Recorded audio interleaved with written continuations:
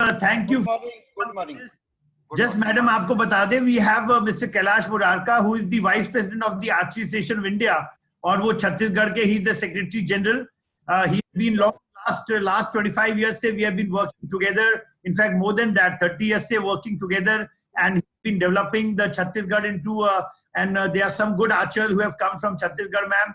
So I'll just request you to kindly welcome Mr. Kailash Murarka, and then we can request him to kindly address the entire gathering. Madam. Good morning. Good morning. So first of all, before we'll start, so I would like to welcome Mr. Kailash, who is the Vice President, Archery Association of India. So Kailash जी, आपका हमारे इस ई पाठशाला में बहुत बहुत स्वागत है. जैसे कि आप देख रहे हैं कि ये प्रोग्राम हम लोगों ने 1 जून से शुरू किया है, और हमारे साथ बहुत से जो हमारे एक्सपर्ट्स हैं, who are the cream of our country and from archery group, वो हमारे साथ हैं. A team headed by Mr. Sanjeeva Singh and other members हमारे साई सोनीपत से Mr. सत्यदेव हैं, Mr. रामावदेश हैं, और भी हमारे रशपाल जी हैं, और बहुत से अच्छे हमारे जो आर्चरी के धुरंध कह सकती हूँ मैं, वो इस प्रोग्राम के साथ जुड़े हैं. They have designed the program and this program is being started in a very nice manner. और मुझे ये बताते हुए बहुत खुशी हो रही है कि सभी इस प्रोग्राम को सराह रहे हैं, और जो हमारे ग्रास रूट के बच्चों के लिए है, 8 साल से 12 साल के बच्चों के लिए, और 15 जून के बाद we will start it for the developed level athletes also. तो ज़्यादा ना वक्त लेते हुए मैं आपका इस ई पाठशाला में स्वागत करती हूँ, and I will request Sanjeeva ji so he can proceed further. Sanjeeva Singh ji. Thank you, madam. Good morning, everybody. नमस्कार सभी को, सभी दर्शकों को, सभी हमारे जो श्रोता जुड़ चुके हैं, जो हमें आर्चर्स जुड़ चुके हैं, ऑफिशियल्स, कोचेस, हमारे पेरेंट्स जो जुड़ चुके हैं. पहले तो मैं आभार व्यक्त करना चाहूंगा आप सभी का कि आप लोग जुड़ के ये नॉलेज जो है, जो कि ललिता मैडम और संदीप प्रधान जी जो हमारे डीजी साहब हैं, उनका ये सोच था कि इस देश में स्टैंडर्डाइज किया जाए कोचिंग को. तो ये सोच को और भारतीय तीरंदाजी संघ ने ये बहुत दिन से उनका चाह था कि ये ऐसा कर पाए. तो आज साई और एआई की वजह से ये प्रोग्राम आपके सामने आया है. हमारे बहुत सारे जो एग्जीक्यूटिव कमेटी के ऑफिशियल्स हैं डेली जुड़ रहे हैं, हमारे जो एशियन गेम्स के मेडलिस्ट हैं वो आपके साथ जुड़ के बता रहे हैं. तो मैं आज अनुरोध करूंगा कैलाश जी से, जो आज आप जुड़ चुके हैं, कि काइंडली हम सबको संबोधित करें. कैलाश मुरारका जी. धन्यवाद संजीवा जी.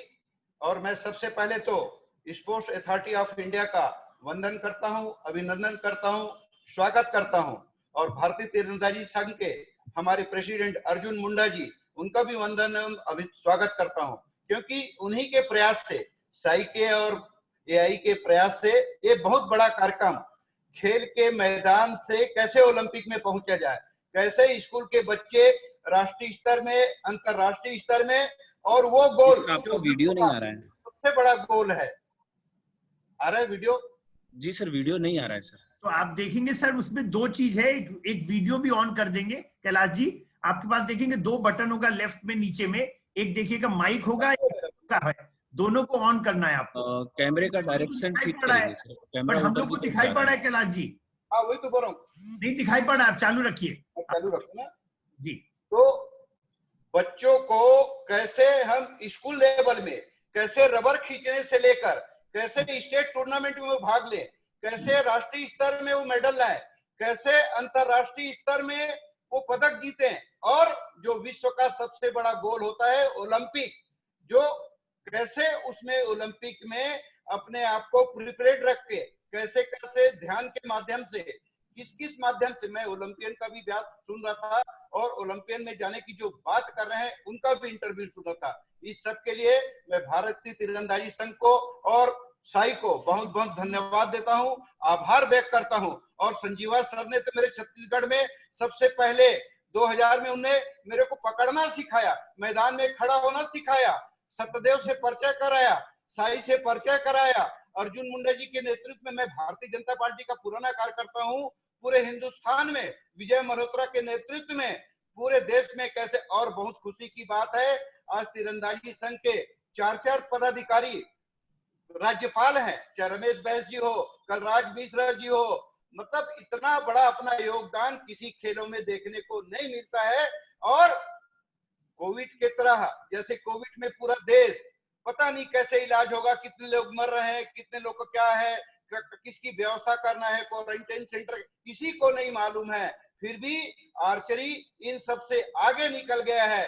सबको कोविड के लड़ाई को लड़ते हुए उससे आगे लड़ गया है। और जो बच्चों को अंतरराष्ट्रीय खिलाड़ियों से मिलने का मौका नहीं मिलता था, ओलंपियन से मिलने का मौका नहीं मिलता था, हमारी डायरेक्टर मैडम को हम कभी देख नहीं पाते थे, उनको हम ऑनलाइन देख रहे हैं, उनसे बात कर रहे हैं, उनको अपनी समस्या बता रहे हैं। एक एक बच्चा जहां पे बैलगाड़ी नहीं जाती है, वो बच्चा भी ऑनलाइन मिलकर और अपनी बात रखकर ओलंपियन को वो बात बता सकता है, अपनी बात रख सकता है। अगर स्टेट के पदाधिकारी कहीं कोई गलत कर रहे हैं, नेशनल के पदाधिकारी कोई गलत कर रहे हैं, एक छोटा सा नन्हा खिलाड़ी, उसको सुविधा नहीं मिल रही है, वो भी अपनी बात को बता सकता है। मैं बहुत बहुत धन्यवाद दूंगा इस मौके पर। मैं ऐसे टाइम में याद करना चाहूंगा VVSN राव जी को, राजेंद्र मोगिया जी को, रवि जी को, कोच रिचपाल जी को, रज्जन जी को, रविंदर जी को, लोकेश जी को, गुरुंग जी को, मंगल चांपिया जी को, सत्यदेव जी को, बंसराधर जी को, सुमंगलक जी को, मैं सबका, मेरे पूरे पदाधिकारी जो एक टीम भावना से काम करते हैं, चाहे सचदेवा जी हो, चाहे गुंजन ऑफिस को संभाल के अंतरराष्ट्रीय राष्ट्रीय स्तर पे उसका कितना संपर्क है, हमारे तोमर जी को, विद्यार्थी जी को, ऐसे अनेक पदाधिकारी हैं जो इसको टीम भावना से लेकर, चाहे अपने घर में खाने का नहीं हो, फिर भी तीरंदाजी के बच्चों को कितना आगे बढ़े। मैं आप एक और बात बताता हूँ, छत्तीसगढ़ में 25-30 सालों से किसी बच्चों से एक पैसे का कोई भी पैसा नहीं लेता हूँ, चाहे डिस्ट्रिक्ट में खेले, चाहे स्टेट में खेले, चाहे नेशनल में खेले, आज तक कोई रजिस्ट्रेशन पैसा नहीं लेता हूँ। और देश लेवल में जो भी जाते हैं उनका टिकट का, खाने का पूरी व्यवस्था करने का मैं प्रयास करता हूँ।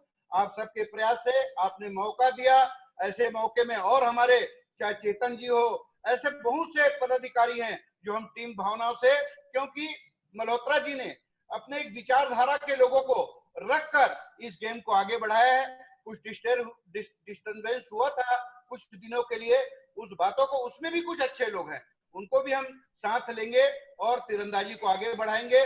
डायरेक्टर महोदय का, जो हमारे गेम में मेरे डायरेक्ट जुड़ा हूँ, उनसे निवेदन करूंगा कि 1 गेम 1 नेशन के हिसाब से छत्तीसगढ़ को चुना भी गया है, जितनी आप व्यवस्था देंगे हम आगे। साई के हर साल 5 बच्चे नेशनल में मेडल भी ला रहे हैं। मैडम आप जानकारी मिला दूं तो निश्चित रूप से आपका प्रयास हमको मिलता रहा है। संजीव सर ने मेरे को ग्राउंड में लाने का सिखाया है। इस मौके पर चांदुलकर जी ने भी अच्छा प्रयास किया है। मतलब जिसकी भी बात बोलूं, ओलंपिक की मीटिंग में आर्चरी के 5 लोग हैं, बहुत खुशी की बात है। आने वाले टाइम में ये प्रेजेंटेशन पढ़ेगा, चांदुलकर जी की सोच है वर्ल्ड तीरंदाजी में भी हम हिंदुस्तान के लोग कैसे उसमें भाग लें, ये भी चांदुलकर जी मेहनत कर रहे हैं। आने वाले टाइम में हम उसमें भाग भी लेंगे, उनके चुनाव होगा उसमें भी भाग लेंगे। मैं चाहता हूं ऐसे ओलंपियन लोग, अर्जुन अवार्डी लोग, और भारत सरकार भी खेलो इंडिया में इतना पैसा दे रही है, अगर उसको हम अच्छे से खेल के खेलो इंडिया में पुरस्कार ले लेंगे तो उसका जीवन यापन होगा ऐसे आर्चर का। मैं आर्चर को भी बहुत बहुत धन्यवाद देना चाहता हूँ। अटक से कटक से कन्याकुमारी से केरल तक इस गेम को देखने वाले बच्चे हैं, सब हम 25, 30, 40 साल से जुड़े हैं। उनको नमस्कार करता हूँ, वंदन करता हूँ, अभिनंदन करता हूँ। स्वागत करते हुए मैं अपनी बात को समाप्त करता हूँ। जय हिंद, जय भारत, जय आर्चरी, जय छत्तीसगढ़। बहुत बहुत धन्यवाद कैलाश जी, बहुत अच्छी बातें आपने बताई और बिल्कुल आप बिल्कुल सही बोल रहे हैं। हमारे जो विजय कुमार मल्होत्रा साहब ने 40 सालों तक भारतीय तीरंदाजी को आगे बढ़ाया और उसके बाद आज अर्जुन मुंडा जी जुड़े हुए हैं, आज उसको बढ़ा रहे हैं। और आप सबके सहयोग से, कैलाश जी के, तोमर साहब के, और जितने भी हमारे पदाधिकारी हैं, सचदेवा जी हैं, चंदूकर साहब हैं, जितने हमारे प्रेसिडेंट सेक्रेटरी जो जुड़े हुए हैं, उन सभी से, चाहे वो कांग साहब हो, चाहे वो आपके सुभाष गुप्ता जी हो, इन सभी लोग ने मिलके जो तीरंदाजी को बढ़ाया है। हम उम्मीद करते हैं आपका साथ, आपका सहयोग हमेशा बना रहेगा। और हम लोग ये जरूर आपको विश्वास दिलाना चाहते हैं कि ये जो हमारी जो ओलंपिक की जो टीम है, जो आज जितने भी अकेडमी से लोग जुड़े हैं, वो पूरी तरह मैडम ललिता मैडम के डायरेक्शन में, संदीप प्रधान जी के डायरेक्शन में, मंडा जी के डायरेक्शन में, किरण रिजिजू के डायरेक्शन में हम लोग काम कर रहे हैं। और पूरी हम लोग की कोशिश है कि इस बार टोक्यो ओलंपिक में पदक आए, और 24 और 28 के लिए जो ग्रास रूट का प्रोग्राम जो मैडम ललिता जी लेके आई हैं, मेरा पूरा भरोसा है कि जो कोचिंग, जो टॉप, जैसे आपने सही बोला, ओलंपियंस, आज पहली बार जो ग्रास रूट के बच्चों को ओलंपियन से बात करने का मौका मिल रहा है, एक स्टेज मिल रहा है जहां पे वो अपने कठिनाई को सामने रख पाए। हम लोग कोचेज, हमारा एक्सपर्ट पैनल, उसको बार बार सत्यदेव जी क्वेश्चन पूछते हैं और हम लोग आंसर करते हैं। तो ये सब की वजह से मेरी पूरी उम्मीद है कि आप लोग के जो स्टैंडर्डाइजेशन की बात किया है आपने, भारतीय तीरंदाजी संघ ने और साई ने, ये जरूर होगा। और इसी के साथ हम आगे बढ़ना चाहेंगे। तो मैं आपसे बहुत, ललिता मैडम जी, और आपसे अगर आप लोग बोलेंगे तो अब स्टार्ट कर सकते हैं प्रोग्राम। धन्यवाद, बहुत बहुत धन्यवाद संजीव। ओके, तो Satyadev ji will share the screen. जी सर।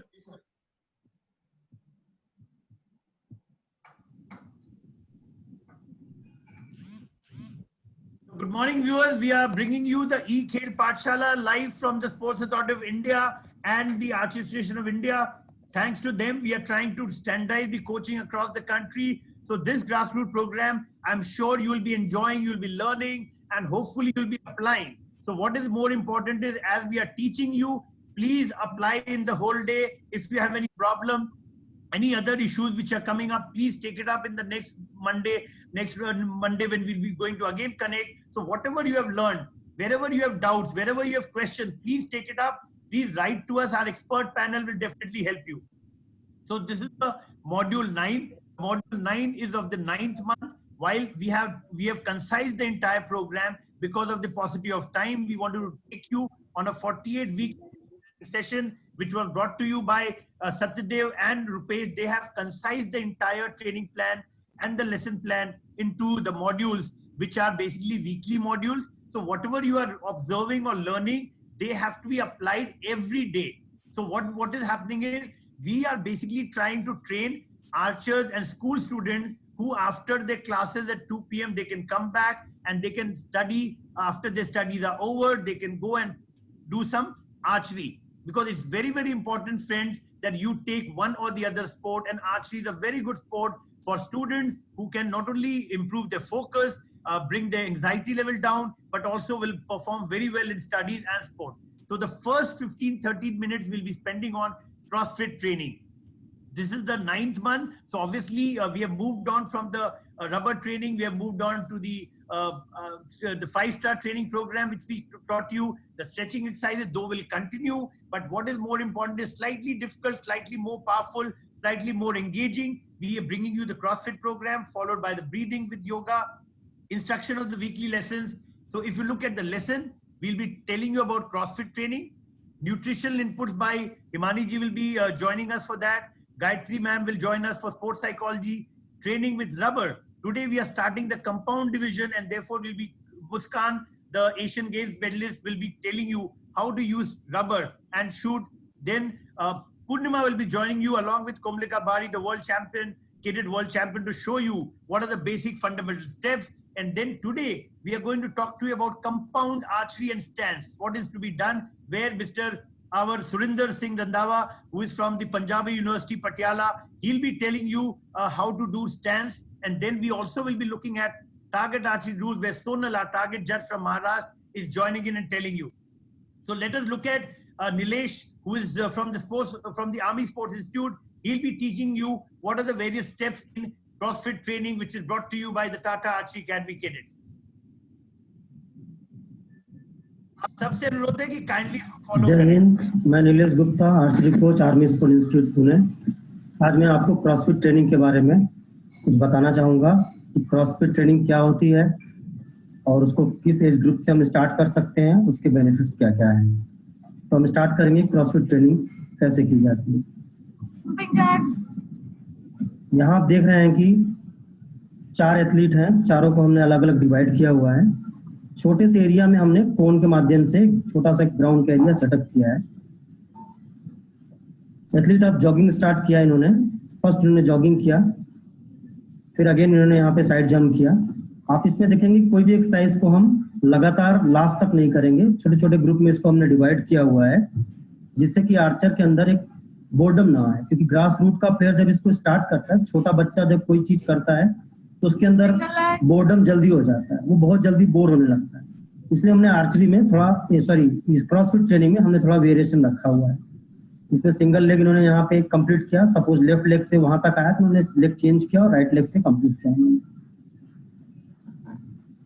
Double leg. अभी यहाँ पे दूसरा एक्सरसाइज स्टार्ट हो गया है, बोथ लेग जंप। इस ट्रेनिंग को कराते समय हमें ध्यान देना चाहिए एज ए इंस्ट्रक्टर या एज ए कोच कि बच्चों को बहुत ज्यादा करेक्शंस ना करें, उन्हें मस्ती में करने दें और उनके साथ खुद भी बहुत प्लेफुल रहना चाहिए कि उनको इस एक्सरसाइज को करने में मजा आए, क्योंकि ये विदाउट इंटरवल गैप कोई इसमें रिकवरी का टाइम आपको तुरंत नहीं मिलता है। तो इसमें क्या होता है, बहुत ज्यादा करेक्शंस करने से फिर एक रिदम ब्रेक हो जाता है। धीरे धीरे जब ग्रास रूट का प्लेयर इसको करता है और उसको जब एक्सरसाइज कंप्लीट हो, बीच में आप उसे रेस्ट दें, तब थोड़े बहुत करेक्शंस करके उन्हें गाइड करते हैं। बाकी खेल के माध्यम से अगर आप इनको धीरे धीरे करके एक एक चीज को बताते जाएंगे तो आने वाले कुछ ही हफ्तों में वो एक्सरसाइज को बहुत अच्छी तरीके से करना शुरू कर देंगे। एथलीट इसे करते समय बिल्कुल ये ना सोचें कि मैं पीछे हूँ या वो बहुत तेजी से कर रहा है, वो बहुत अच्छा है। वो एक अपने रिदम के साथ, एक मस्ती के साथ उस ट्रेनिंग को कंप्लीट करते हैं। अभी देखो यहाँ कैसे हमने इस चीज को, एक्सरसाइज को एक फ्रॉग जंप कह के बुलाया।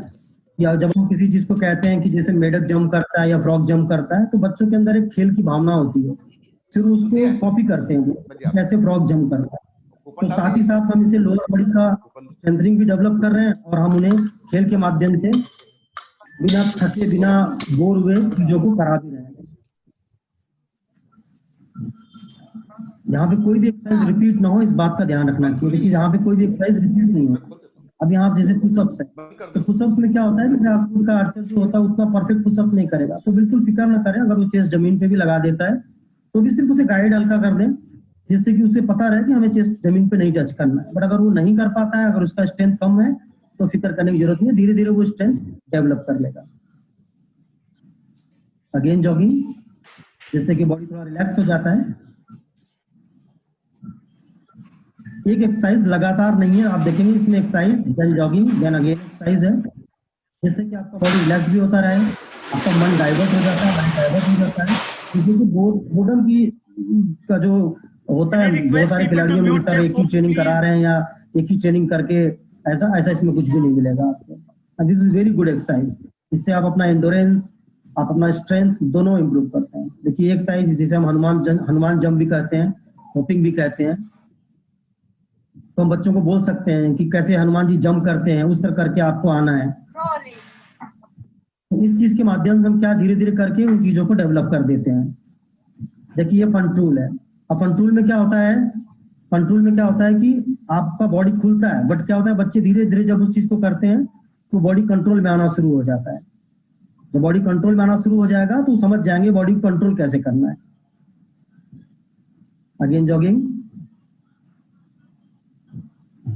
तो यहाँ आपने देखा कि क्रॉसफिट ट्रेनिंग में हमने अलग अलग वेरिएशन रख के कैसे एक्सरसाइज को बच्चों के लिए एक रिक्रिएशन के माध्यम से उन्हें ट्रेन करने की हमने इसमें एक कोशिश की है। इसमें आप और भी एक्सरसाइजेस डेवलप कर सकते हैं और भी एक्सरसाइज के अलग अलग तरीकों को इन्वॉल्व कर सकते हैं, जिससे कि बच्चों में किसी तरह का बोर्डम ना हो और उन्हें हर दिन कुछ नया मिले, और साथ ही साथ उनका जो फिजिकल फिटनेस है वो भी इम्प्रूव होता रहे। आई होप कि आपको एक्सरसाइज अच्छी लगी हो और आप इसे अच्छे और अच्छी तरीके से और मेहनत से करें, और जरूर आपको ये आपके आर्चरी स्पोर्ट्स में भी बहुत हेल्प करेगा। धन्यवाद, जय हिंद। तो आपने देखा कि नीलेश जी ने आपको आर्मी स्पोर्ट्स इंस्टीट्यूट से जुड़े हुए उन्होंने बताया कि कौन कौन से ये एक्सरसाइजेस हैं जो करनी चाहिए। इसमें आप वेरिएशन ला सकते हैं, कोचेज अपने नए नए चीज ऐड कर सकते हैं। ये बहुत इंपॉर्टेंट है कि कम से कम आधा घंटा अगर आप मॉर्निंग में कर सकते हैं, अपने घर में भी बैठे ये कर सकते हैं, म्यूजिक के साथ कर सकते हैं, तो आप देखेंगे आपका स्ट्रेंथ धीमे धीमे डेवलप करना शुरू हो जाएगा। अब आइए चलते हैं। योगा बहुत ही इंपॉर्टेंट चीज है, सबको योगा करना चाहिए और ये फ्लेक्सिबिलिटी बढ़ाता है, बॉडी को काम करता है, एंजाइटी लेवल को काम करता है और ब्रीदिंग को सस्टेन करने के लिए मदद करता है, जो कि आर्चरी में आप यूज करते हैं, स्पेशली जब होल्डिंग के समय, जब आपको होल्ड करना होता है 2 से 3 सेकंड तक, जब आप एंकर पे आ जाते हैं, जब तक रिलीज करते हैं, उस दौरान में ये 2-3 सेकंड की जगह आपको कम से कम 9 से 10 सेकंड होल्ड करने की आदत हो, तो ये चीज बहुत इंपॉर्टेंट है और योगा से आप आराम से करते हैं। तो आइए सीखते हैं प्राची जी से, जो यूथ कॉमन मेडलिस्ट है, वो कुमलिका बारी के साथ बताएंगी योगा के बारे में। नमस्कार। आज मैं आपको बताऊंगी योग और प्राणायाम के बारे में। तो शुरुआत करते हैं सूर्य नमस्कार के साथ। सूर्य नमस्कार में 12 स्टेप्स होता है और ये हम स्टार्ट करेंगे पहले लेफ्ट लेग से।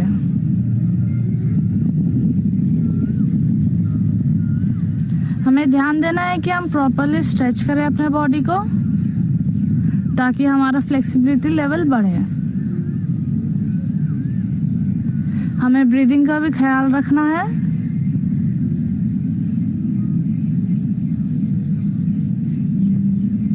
और ऐसा हम करेंगे 6 बार।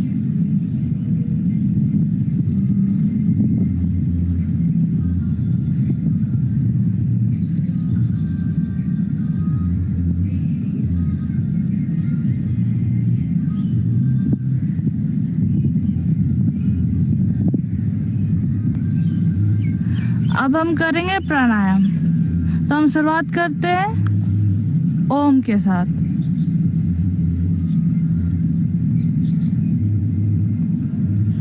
हम पद्मासन या फिर कोई भी सुखासन में बैठ जाएंगे।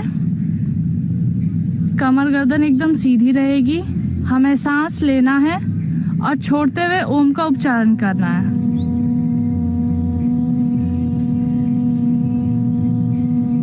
ऐसा हम करेंगे 6 बार।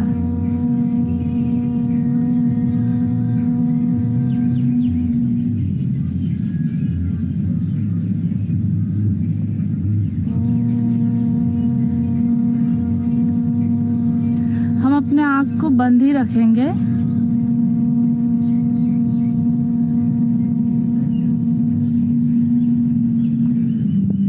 रिलैक्स। और हमारा सेकंड एक्सरसाइज है ब्राह्म ब्रेक, जिसमें हम अंगूठे से अपने कान को बंद करेंगे। फर्स्ट फिंगर हमारे आईब्रो के ऊपर रहेगा। 2 फिंगर आंखों पर, हमें प्रेस नहीं करना है। और कानी अंगुली हमारे गाल पे। हमें लंबी गहरी सांस लेना है और ओम का उच्चारण करना है, लेकिन मुंह को बंद रखे हुए। और ध्यान देंगे कि हमारा दांत सटे हुए ना हो। ऐसा हम करेंगे 6 बार।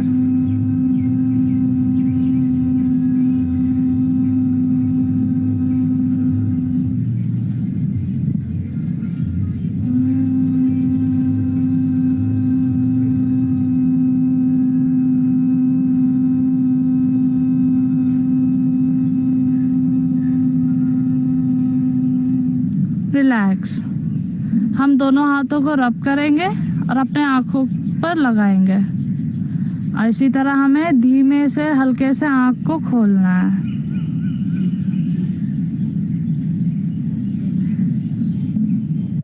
तो आपने देखा कि प्राची ने आप बहुत सुंदर तरीके से आपको बताया कैसे सूर्य नमस्कार करना चाहिए, कैसे ब्राह्मणी प्राणायाम करना चाहिए, कैसे ओम करना चाहिए। इससे आपकी शक्ति भी बढ़ती है। ये हमारे भारतीय प्राचीन का कला है जो सबको आना चाहिए, भारतीयों को, क्योंकि आज पूरे वर्ल्ड में योगा को किया जा रहा है। ओम चैंटिंग करके कोरोना से लड़ा जा रहा है। तो ये बहुत जरूरी है कि आप इसको नियमित रूप से करते रहें। अब आइए चलते हैं अपने, जैसे आपको पता है कि स्वस्थ बच्चे ही तंदुरुस्त बच्चे बनते हैं और तंदुरुस्त बच्चे ही ताकतवर बच्चे बनते हैं और ताकतवर बच्चे ही भूख को कंट्रोल करते हैं और भूख को जब आप कंट्रोल करते हैं तभी आप चैंपियन बनेंगे। तो इन शब्दों के साथ आइए हम ले चलते हैं आप हिमानी जी के पास, जो हमारे साथ जुड़ चुकी हैं और वो बताएंगी आपको डेली डाइटली इंटेक पे। हेलो आचार्य, कैसे हो आप सबका स्वागत है स्पोर्ट्स अथॉरिटी ऑफ इंडिया द्वारा प्रस्तुत इसी खेल पाठशाला में। मैं हिमानी पुरी, मैं डाइटिशियन और स्पोर्ट्स न्यूट्रिशन एडवाइजर हूँ। हम लोग पिछले कुछ लेसन से न्यूट्रिशन के बारे में बात कर रहे हैं। हम लोग न्यूट्रिएंट्स के बारे में सीख रहे हैं। हमने क्या खाना है क्या नहीं खाना है उसके बारे में बात की। हमने पिछले क्लास में बात की थी फूड पिरामिड के बारे में, कि हम लोग फूड को किस तरह से कैटेगराइज कर सकते हैं, उनकी रिक्वायरमेंट के हिसाब से कितना हमारा उनका इंटेक होना चाहिए और किस तरीके से हमें उनका सेवन करना चाहिए। इसके अलावा हमने बात की थी कुछ ऐसी चीजों के बारे में जिनको हमें अवॉइड करना है, जैसे कि ड्रिंक्स, अल्कोहल और सिगरेट स्मोकिंग से हमें बचना है। और साथ ही साथ हमें फिजिकली एक्टिव रहना है। अगर हम अभी बाहर खेलने नहीं जा सकते हैं तो हमें तो भी घर में कुछ एक्सरसाइजेस करते रहने चाहिए, जैसे कि आप सीख रहे होंगे कि बाकी के क्लासेस में बाकी के कोचेस आपको सिखा रहे हैं कि आप घर बैठे कैसे एरो शूटिंग कर सकते हैं, आप कैसे आर्चरी सीख सकते हैं, आप कैसे स्ट्रेचिंग कर सकते हैं, आप मसल स्ट्रेंथनिंग कर सकते हैं। तो आइए आज हम न्यूट्रिशन के बारे में एक नई चीज नहीं सीखेंगे, वो है पोर्शन काउंटिंग। तो पोर्शन काउंटिंग का मतलब होता है कि हम कितना खाना खाने वाले हैं, मतलब एक बार में मुझे कितनी क्वांटिटी खानी है, उससे हम कहते हैं पोर्शन काउंटिंग। हर चीज का एक प्रमाण होता है, हर चीज का एक लिमिट होता है। कोई भी चीज एक्सेस में खाने से उसका फायदा नहीं होता और कम खाने से उसका हमें फायदा नहीं मिलता। तो इसीलिए कौन सी चीज कितने क्वांटिटी में हमें खानी चाहिए और पर पोर्शन सर्विंग को हम क्या कहते हैं, वो हम इस सेशन में सीखेंगे। तो जैसे कि आप यहाँ पे देख सकते हो एक चार्ट बनाया हुआ है। ये चार्ट को मैं आपको मेरे हाथ से एक्सप्लेन करने की कोशिश करूंगी। तो सबसे पहली जो चीज आपने देखी होगी वो है फिंगर। ये हमारी पॉइंटेड फिंगर होती है। तो हमारी जो फिंगर है हम इसको यूज कर सकते हैं मेजर करने के लिए कोई भी चीज जिसे हम ब्लॉक में इस्तेमाल करते हैं, जैसे कि पनीर हो गया। तो अगर मैं 45 ग्राम्स बोल रही हूँ तो मतलब मेरी एक उंगली जितना पनीर हो गया। तो जब मैं पनीर लेने वाली हूँ, पनीर का एक सर्विंग जो होता है वो आएगा ये मेरी एक उंगली के जितना, जो होगा 45 ग्राम्स। दूसरी चीज हम जिसपे आते हैं वो है लिक्विड इंटेक में। लिक्विड इंटेक में हम हमारी मुट्ठी इस्तेमाल करने वाले हैं। हमारी जो मुट्ठी है, जो ये साइज है, ये बनता है 1 गिलास। 1 गिलास अप्रोक्सीमेटली हो जाता है 200 ml तक। तो हम जब भी दूध पी रहे हैं तो हम 1 गिलास मतलब 200 ml तक दूध ले सकते हैं। जब हम पानी की बात कर रहे हैं तब भी हम 1 गिलास की बात करते हैं। तो अगर आपको याद होगा, मैंने आपको पहले क्लास में बताया था कि हमें कम से कम 6 से 8 गिलास पानी पीना है दिन में। तो ये हमारा 1 गिलास का साइज है, मतलब इतने गिलास पानी मुझे दिन में पीना है। दूसरा जो हम आते हैं वो आते हैं पकी हुई चीजों के ऊपर, जैसे कि दाल हो गया, चावल हो गया या फिर दही हो गया। तो वो जो हम लेंगे उसको हम खाएंगे कटोरी का प्रमाण में। तो कटोरी क्या होगी, तो वापस हमारी जो एक मुट्ठी है, पहले हमारी मुट्ठी ऐसे खड़ी थी, अब हमारी मुट्ठी बंद हो जाती है। तो ये जो हमारी मुट्ठी बनती है, ये हमारी मुट्ठी है हमारा कटोरी का साइज। तो हमें एक कटोरी या एक मुट्ठी कटोरी दाल लेनी है, या फिर जब हम चावल की बात कर रहे हैं तो वापस हम एक मुट्ठी चावल लेने वाले हैं। दूसरा जो हम आते हैं वो है रोटी के ऊपर, जो हमारा चपाती का साइज होना चाहिए। अब किसी की चपाती मोटी होती है, किसी की चपाती पतली होती है, किसी की चपाती बहुत बड़ी होती है, किसी के छोटे फुलके होते हैं। तो हमें जहां तक हो सके इसमें भी स्टैंडर्डाइजेशन रखने की कोशिश करनी है। तो आगे से आपने अपनी चपाती का जो साइज है वो ध्यान रखना है आपके हाथ के हिसाब से। तो आपको जो पूरा एक हाथ है ये बनता है आपका चपाती का साइज। तो एक चपाती जो है ये अंदाजन एक हाथ की हो जाती है 30 ग्राम तक की। ठीक है, तो आसान हो गया ना। एक उंगली मतलब 45 ग्राम्स, 1 गिलास मतलब 200 ml, एक कटोरी जो हमारी दाल की होती है, चावल की होती है, या हमारी पकी हुई सब्जी की आएगी, एक हाथ जो हमारा हो जाएगा फुलके का। इसी के साथ दूसरी चीज जिस पे हम जाते हैं वो आता है सब्जी के ऊपर, सलाद के रूप में, मतलब कच्ची सब्जी। तो हमें दिन में कितनी कच्ची सब्जी खानी है, तो हम 2 कटोरी तक ले सकते हैं, तो मतलब 2 मुट्ठी। तो ये जो 2 फिस्ट है ये मेरा सलाद हो जाएगा। तो मैं इतना सलाद दिन में ले सकती हूँ। इसके बाद जो चम्मच का माप हम लेते हैं उसके बारे में बात करेंगे। तो हमारा जो भी चम्मच का माप है, जो हम तेल में इस्तेमाल करने वाले हैं या शक्कर में इस्तेमाल करने वाले हैं या गुड़ में इस्तेमाल करने वाले हैं, उसको हम इस्तेमाल करते हैं चम्मच के हिसाब से, जो आता है मेरा अंगूठे का ऊपर का हिस्सा, इतना हिस्सा। तो ये बनता है 1 टीस्पून, और 1 टीस्पून जो होता है वो होता है 5 ml का। करेक्ट। तो देखा आपने कितना इजीली हमने हाथ से ही सीख लिया कि हमें कितनी क्वांटिटी में खाना है। पनीर 1 उंगली, दूध या पानी 1 गिलास, दही, दाल या पकी हुई सब्जी कटोरी, रोटी 1 हाथ जितनी, सलाद 2 मुट्ठियों जितना, और तेल, शक्कर या गुड़ जब हम लेते हैं तो हमारे अंगूठे का ऊपर का इतना हिस्सा, 1/4 हिस्सा। राइट। तो अभी आगे से आपने आपका जो भी खाना खाने वाले हो उसको इस हाथ से गिनना है, हाथ के हिसाब से मेजर करना है और फिर ही खाना है। अगली क्लास में हम सीखेंगे कि एज ग्रुप के हिसाब से आपने दिन में कितनी चपाती खानी चाहिए, कितना दाल खाना चाहिए, कितना दूध आप पी सकते हो, और कितना तेल और चीनी का क्वांटिटी हमारे दिन में होना चाहिए। Thank you. तो आपने देखा बहुत सरल तरीके से हिमानी जी ने आपको एक्सप्लेन किया कि क्यों स्वस्थ आहार बहुत जरूरी है। और आपको ये बता दें, ये जानबूझ के हम लोग ला रहे हैं क्योंकि बहुत सारे बच्चे माँ बाप का बात नहीं सुनते, कोचेज का बात नहीं सुनते, खाना को पौष्टिक आहार जिसे बोला जाए वो नहीं लेते, जिसके वजह से उनकी जो ग्रोथ है वो रुक जाती है। कैल्शियम्स का लेना, प्रोटीन्स का लेना, विटामिन्स का लेना, ये सब बहुत इंपॉर्टेंट है, किस पोर्शन में लेना चाहिए। तो बहुत ही सुंदर तरीके से हिमानी जी आपको ये बता रही हैं और मैं उम्मीद करता हूं कि आप सभी कोचेज अपने जितने प्लेयर्स को ये जरूर बताएंगे कि कैसे इसको लिया जाए। अब देखते हैं, हम अपना जाते हैं, अब गायत्री जी से मिलते हैं क्योंकि गायत्री जी हमारे साथ जुड़ चुकी हैं और वो बताएंगी आपको कि कैसे हम जब चैंपियन बनने की बात करते हैं, जब हम फोकस की बात करते हैं, जब हम सेल्फ टॉक की बात करते हैं, कैसे फोकस और सेल्फ टॉक को ड्यूरिंग दी शॉर्ट साइकिल जो हम बोलते हैं, कीशिकली का जो शॉर्ट साइकिल है उसके दौरान कैसे इन दोनों को सम्मेलन करे और इन दोनों को करके कैसे हम चैंपियन बने। तो आइए चलते हैं, गायत्री जी से सीखते हैं। हेलो आर्चर्स, आज ये ई पाठशाला का 9th क्लास है और हम फोकस एंड सेल्फ टॉक के बारे में बात करेंगे। मैं गायत्री वर्तक, आपकी स्पोर्ट्स साइकोलॉजिस्ट हूँ।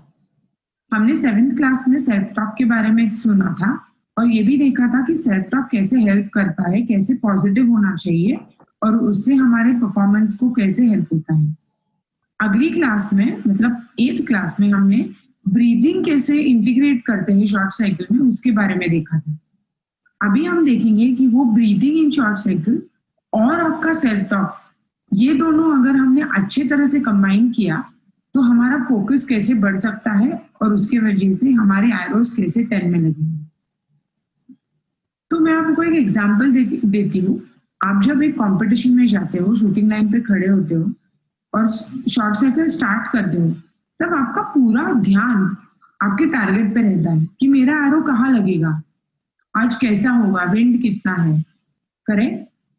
पर आप जब प्रैक्टिस करते हो तब आपका पूरा ध्यान आपकी टेक्निक पे रहता है और ये ध्यान जो इसको हम फोकस बोलते हैं, ये फोकस जो आपका शॉर्ट साइकिल पे रहता है या टेक्निक पे रहता है, वो आप कंपटीशन में फोकस फ्रॉम शॉर्ट साइकिल और टेक्निक हटा के टारगेट के ऊपर डाल देते हो।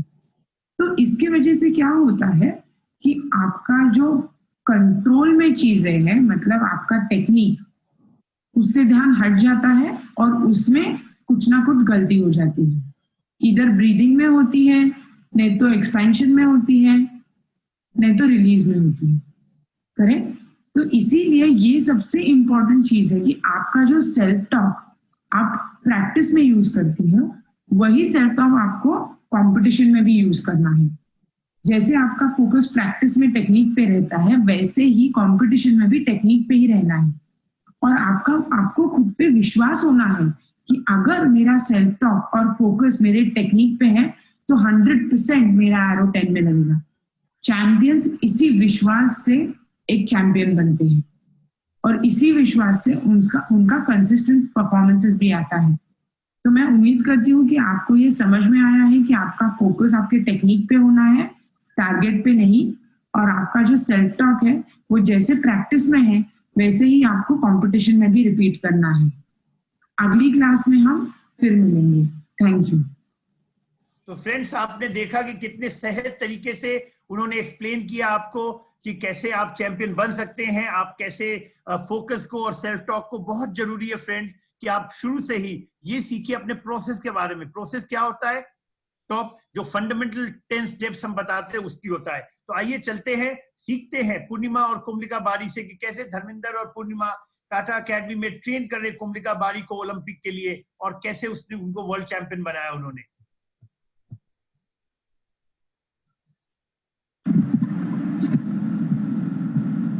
आइए आज हम बताते हैं आर्चरी के बेसिक स्टेप्स, जो 10 स्टेप्स होते हैं। शुरू करते हैं स्टांस से। हमारा जो पैर का चौड़ाई और शोल्डर का चौड़ाई एकदम बराबर होता है और हमें यहाँ अपना बॉडी वेट एकदम नीचे की तरफ रखना है, इसलिए हमें अपना कोर को टाइट करना है और हमारा जो थाई मसल है वो बाहर की तरफ रोटेट करेंगे तो ऑटोमेटिकली हमारा कोर टाइट हो जाता है और इसकी वजह से हमारा बॉडी वेट एकदम नीचे की ओर रहता है और एकदम स्टेबल रहता है और अपर बॉडी हमारा एकदम रिलैक्स रहता है।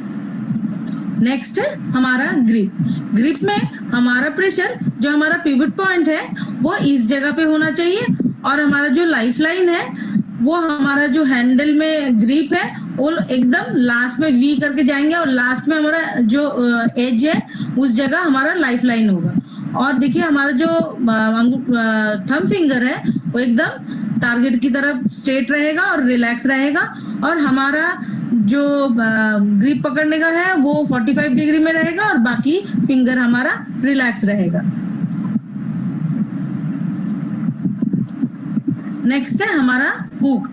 हुक हम लोग 3 फिंगर से पकड़ते हैं और हमारा जो लाइन है उस जगह हमारा स्ट्रिंग होना चाहिए, और जो हम एरो जहां पकड़ते हैं वो 1 फिंगर ऊपर और 2 फिंगर नीचे रहता है। हमारा जो लास्ट फिंगर है वो एकदम रिलैक्स रहेगा और थंब फिंगर नीचे की ओर रिलैक्स रहेगा। इसमें हमारा एल्बो एकदम स्ट्रेट रहेगा। नेक्स्ट है हमारा सेट से सेटअप। सेटअप पोजीशन हमारा एकदम जो ग्रिप हैंड है और जो हमारा हुक हैंड है वो एकदम बराबर रहेगा, और जैसे प्रेशर एकदम एल्बो की तरफ रहेगा और एल्बो एकदम स्ट्रेट रहेगा। इसी तरह हमें ऊपर की ओर ले जाना है, और इसमें याद रहे हमारा ब्रीथ हम लेते हुए ऊपर की तरफ जाएंगे। हमारा जो बो हैंड है वो 12 बजे ब्लैक या व्हाइट में होना चाहिए, और हमारा ड्रॉ हैंड 45 डिग्री पे एकदम इजी रहेगा और पावर हमारा एकदम पीछे की तरफ रहेगा। नेक्स्ट है हमारा ड्रॉ। याद रहे हम जब ड्रॉ करेंगे तो हमें ब्रीथ लेते हुए ड्रॉ करना है। ड्रॉ जब करेंगे तब हमारा अपर ट्रेपेजियस मसल और लेंटू से ड्रॉ होगा। नेक्स्ट है हमारा एंकर। एंकर हमारा एकदम टाइट बैठेगा और फिंगर रिलैक्स रहेगा, एल्बो 45 डिग्री में पीछे मेंटेन रहेगा,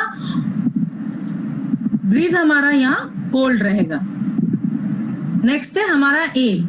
एम याद रहे जैसे हम लोग ऊपर से नीचे की ओर आए तो हमारा येलो में एकदम बो हैंड स्टॉप हो जाना चाहिए। बो हैंड एकदम और नीचे नहीं जाना चाहिए, क्योंकि नीचे से ऊपर जाना आर्चरी के लिए अच्छा नहीं, और नीचे से ऊपर जाना भी नहीं चाहिए।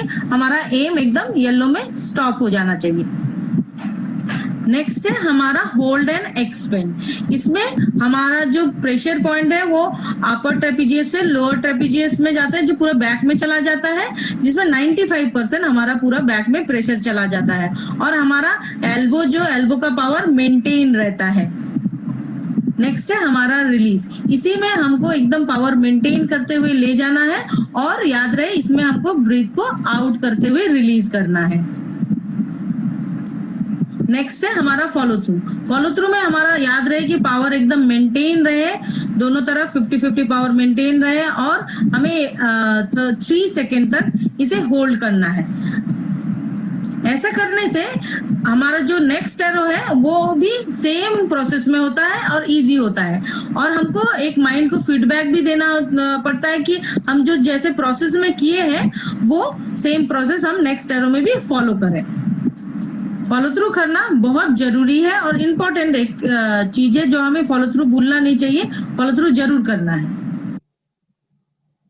तो आपने देखा फ्रेंड्स कि कितने अच्छे तरीके से आपको पूर्णिमा ने एक्सप्लेन किया, जो ट्रेनिंग कर रही है, और कुमलिका बारी को 3 से 4 साल लग गए कैडेट वर्ल्ड चैंपियन बनने में। इम्पोर्टेंट क्या है, क्यों हम बार बार आपको दिखा रहे हैं, क्योंकि ये फंडामेंटल स्टेप्स आपको भूलना नहीं है। जब तक आप ओलंपिक चैंपियन बन नहीं जाते, उसके बावजूद उसके आगे भी अगर दोबारा मेडल जीतना है तो आपको ये फंडामेंटल स्टेप्स को याद करना होगा, इंटरनल प्रोसेस पे ध्यान देनी होगी, और जब भी शूट करें इस चीज को मन में हमेशा रिपीट करें। अब आइए चलते हैं, हम देखते हैं कंपाउंड में अगर हमें स्लिंग को यूज करना है, जो कंपाउंड का जो अपना बेसिकली होता है उसको कैसे यूज करेंगे। और यहाँ पे मुस्कान जो कि एशियन गेम्स की मेडलिस्ट है, वो रिचपाल के साथ जो उनके कोच हैं, दोनों एमपी स्टेट एकेडमी से बता रहे हैं कैसे बच्चों को करना चाहिए।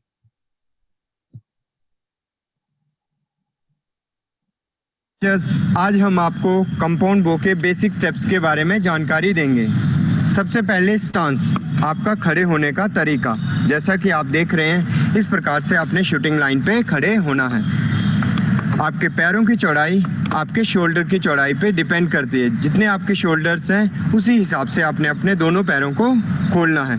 आपके टो को एंगल जो 10 से 15 डिग्री आपने आगे से ओपन रखना है। आपका बॉडी वेट टोज पर 60% और हील्स पर 40% रहेगा। Second step grip. ग्रिप करते समय ध्यान में देने वाली बात, ग्रिप के दौरान आपके फिंगर्स और थंब बिल्कुल रिलैक्स रहेंगे। आपको पिवट पॉइंट पे अपने ग्रिप प्रेशर को फील करना है। इसी के साथ आपने ध्यान देना है कि कभी भी आपका ग्रिप करते समय लाइफ लाइन को क्रॉस ना करे, इससे आपका बो कैंट हो सकता है और आपके बबल की टाइमिंग हमेशा चेंज हो सकती है। ग्रिप के बाद आते हैं हम हुक पर। सिंपल, जैसा कि आप देखें, आपने डी लूप को ट्रिगर में इस प्रकार से हुक करना है। आपकी तीनों फिंगर्स के फर्स्ट कट के अंदर लीजर को हुक करते हुए इस प्रकार जैसा आप देख रहे हैं करते हुए आपने ध्यान देना है कि तीनों फिंगर्स पर इंडेक्स, मिडल और रिंग फिंगर पर बराबर रहे। हुकिंग के बाद हम आते हैं सेटअप पर। सेटअप के दौरान अपने अपनी बॉडी चेक करते हुए अपना ग्रिप और हुक को प्रॉपर फिर से चेक करना है। नेक्स्ट, ड्रॉ करते समय ब्रीथ को इनहेल करना है और आपके दोनों आर्म्स को बिल्कुल बराबर ऊपर उठाना है। जैसा कि आप देख रहे हैं, आई लाइन से आपका कभी भी बो हैंड ऊपर नहीं जाएगा। आपका प्रेशर बिल्कुल 50-50 रहेगा। ड्रॉ के बाद एंकर करते समय आपने स्ट्रेट ड्रॉ करते हुए जॉ के नीचे इंडेक्स फिंगर और मिडिल फिंगर के बीच में जो नकल बनता है उसको जॉ के अंदर बिल्कुल इस प्रकार से जैसा आप देख रहे हैं सेट करते हुए धीरे से थंब को ट्रिगर पर रख लेना है। इस प्रकार से ब्रीथ आउट हो गया और आपने क्या किया, थंब ट्रिगर पर रख लिया है। अब आते हैं हम एमिंग पे। एम करते समय आपने पीप के बीचों बीच लेंस के सेंटर को, डॉट को बिल्कुल टारगेट के सेंटर में मिलाना है। नेक्स्ट स्टेप आते हैं हम होल्ड। एमिंग के बाद बिल्कुल आपने देखना है कि आपका बो बिल्कुल होल्ड है, आपकी ब्रीथ बिल्कुल रुकी हुई, बिल्कुल आपका सांस स्टेबल है, आपका बिल्कुल मेंटली फिजिकली आप शूट के लिए रेडी हैं। इस प्रकार से आपने अपना सब बॉडी को देखना है, बिल्कुल होल्ड को चेक करते हुए रिलीज की तरफ बढ़ना है। रिलीज के समय आपने अपना body expansion, pivot point, anchor और बैक स्कैपुला का कंटिन्यू एक साथ रिदम में 50-50% प्रेशर को मेंटेन करते हुए कॉन्टिन्यूसली में रिलीज करना है। रिलीज के बाद आते हैं फॉलो थ्रू के दौरान आपने जो शॉट किया है आपने उसको एनालाइज करना है कि आपने जो शॉट किया था वो सही है तो उसे दोबारा दोहराना है। अगर उस दौरान आपकी कोई गलती हो गई है तो नेक्स्ट स्टेप में उसको करेक्शन करते हुए उसे सही से शूट करना है। Thank you. तो यहाँ पे फ्रेंड्स आपने देखा कि कैसे आपको एक्सप्लेन किया रिचपाल जी ने, जो कि नेशनल कोच कंपाउंड के हैं। उन्होंने बहुत सारे इंटरनेशनल मेडलिस्ट प्रोड्यूस किए हैं और मुस्कान उनमें से एक से है। अब आइए चलते हैं, हम लोग देखते हैं नेक्स्ट स्टैंस में, जहां पे आप देखेंगे कि यहाँ पे हमारे साथ जुड़ गए हैं अपने जो कोच हैं पंजाबी यूनिवर्सिटी पटियाला के कोच है, वो अपने आर्चर के साथ यहाँ पे बताएंगे सुरेंद्र जी की कैसे स्टैंस के ऊपर ध्यान देना चाहिए। But just to again update everybody, generally people are using open stance or closed stance. Feet serve as the foundation of archers. It is the powerhouse because that is where the stability and the center of gravity has to be maintained. Generally you turn, generally people are using open stance. Mostly people are using open stance where they change the feet at 15 degrees. The T stance has to be shoulder width apart. The weight ratio should be 60 in the front and 40 at the back. Similarly on the left 60 and 40 so that you are stable and you are able to draw with your core muscles. So let us learn from Surinder जी से कि जो कि पटियाला से जुड़े हैं, what he has to talk about stance.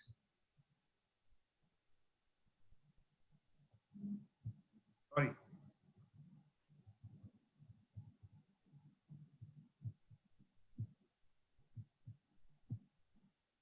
सबसे पहले आपको स्टांस के बारे में बताएंगे।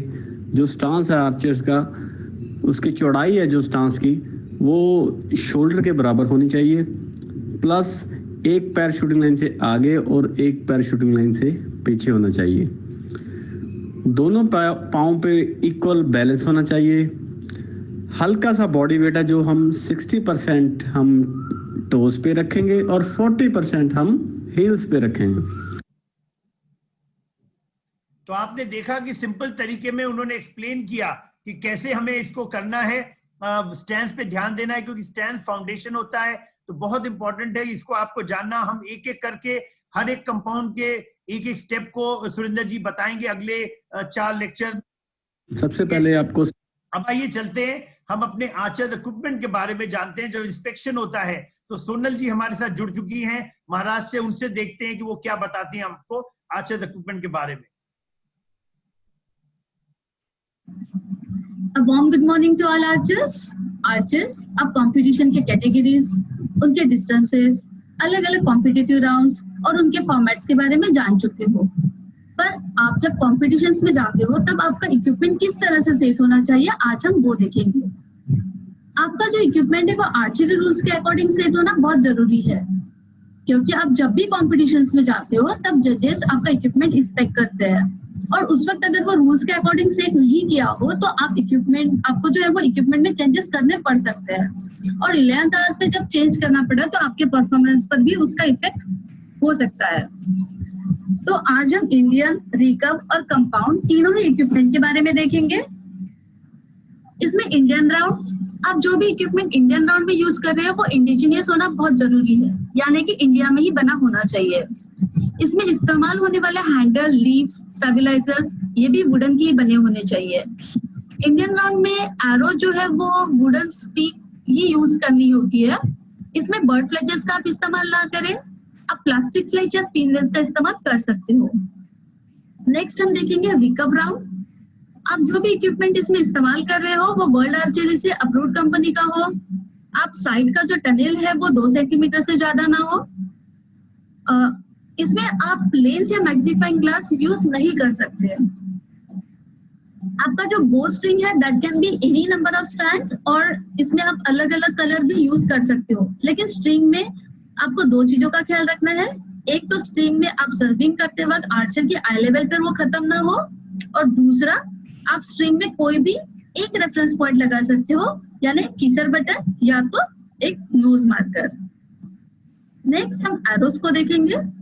आपका जो एरो है उसका डायमीटर 9.3 mm से ज्यादा ना हो, 0.1 mm से ज्यादा यानी कि 9.4 mm हो सकता है।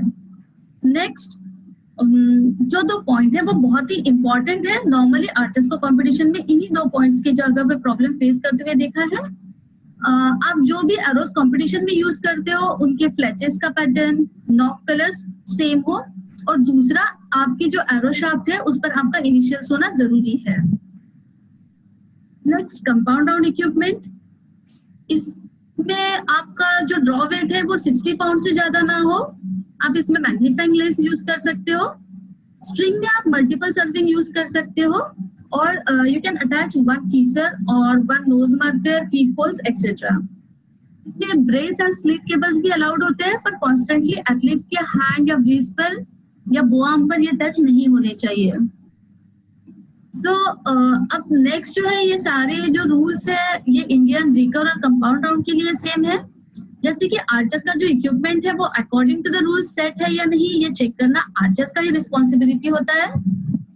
आप जब शूटिंग के दौरान सनग्लासेस, स्पेक्स यूज कर सकते हो, लेकिन इनमें किसी भी तरह से माइक्रो होल्स, लेंस फिट नहीं होनी चाहिए। नेक्स्ट जो है, आर्चर कोई भी इलेक्ट्रिक या इलेक्ट्रॉनिक एड्स का यूज करने को इसका परमिशन नहीं होता है। नेक्स्ट आप आर्चर्स का जो ड्रॉ पैटर्न होता है वो हाई ड्रॉ नहीं होना चाहिए। नेक्स्ट आप स्कोप भी ट्राइपॉड यूज कर सकते हो इसमें, लेकिन साइड वाला जो आर्चर है उससे कोई भी डिस्टरबेंस ना हो।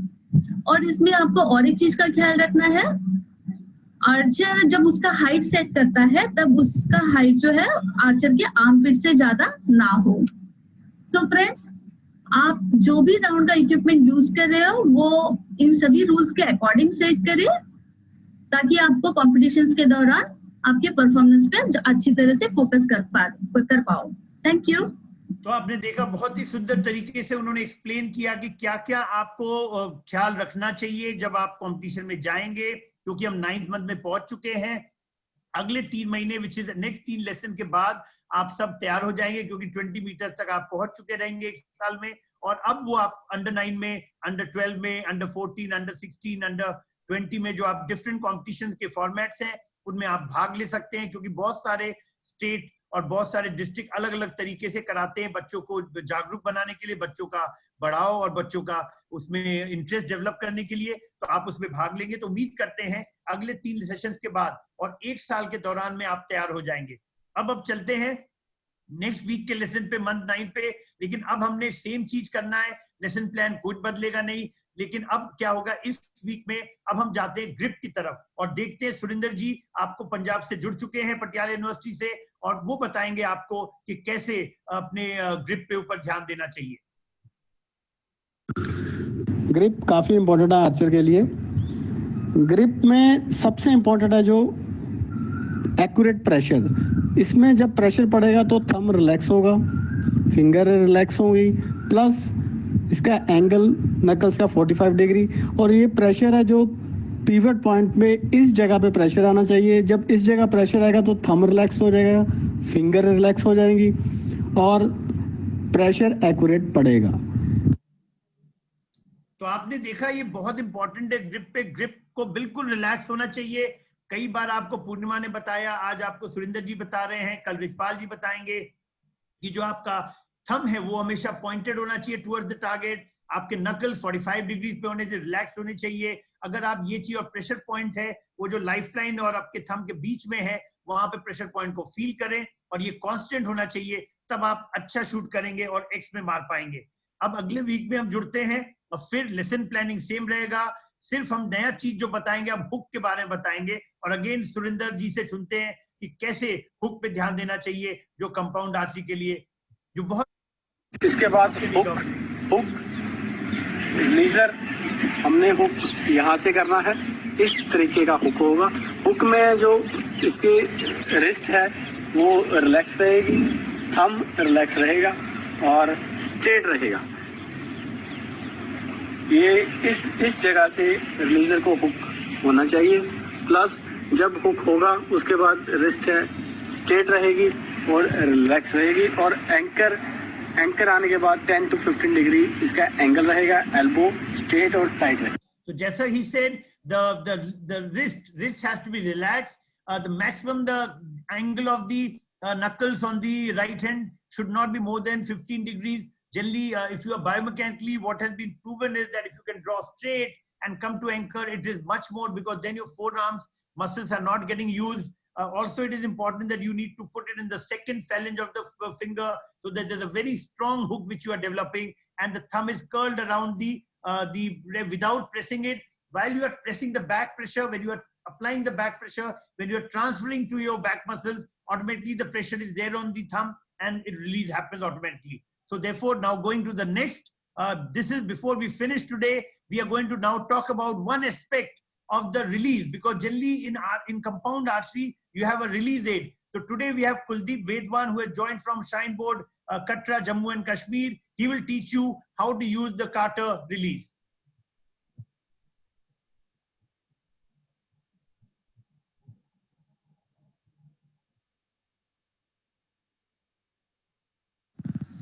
हेलो फ्रेंड्स, आज हम आपको सिखाएंगे ट्रिगर कैसे यूज करते हैं। तो आप देखोगे इसको, यहाँ पे आपने डी लूप को हुक किया और इसको ऊपर की तरफ प्रेस करना होता है, और पीछे इसमें एक बटन होता है, इसको आपको प्रेस करना होता है, तो आगे की तरफ ये लॉक हो जाता है।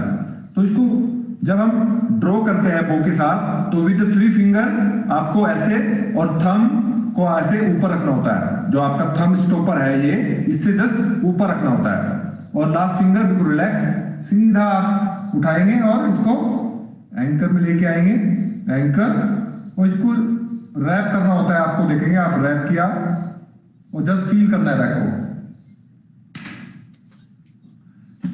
इसको जो आप देखोगे, जो थंब स्टॉपर है, इसको आपको प्रेस नहीं करना है। अगर आप इसको एंकर में आने के बाद ऐसे प्रेस करोगे तो ये आपका रॉन्ग टेक्निक है। तो you can not press this. Again आप देखिए, you can see again how to release with the trigger, how to use trigger, anchor, wrap and feel back.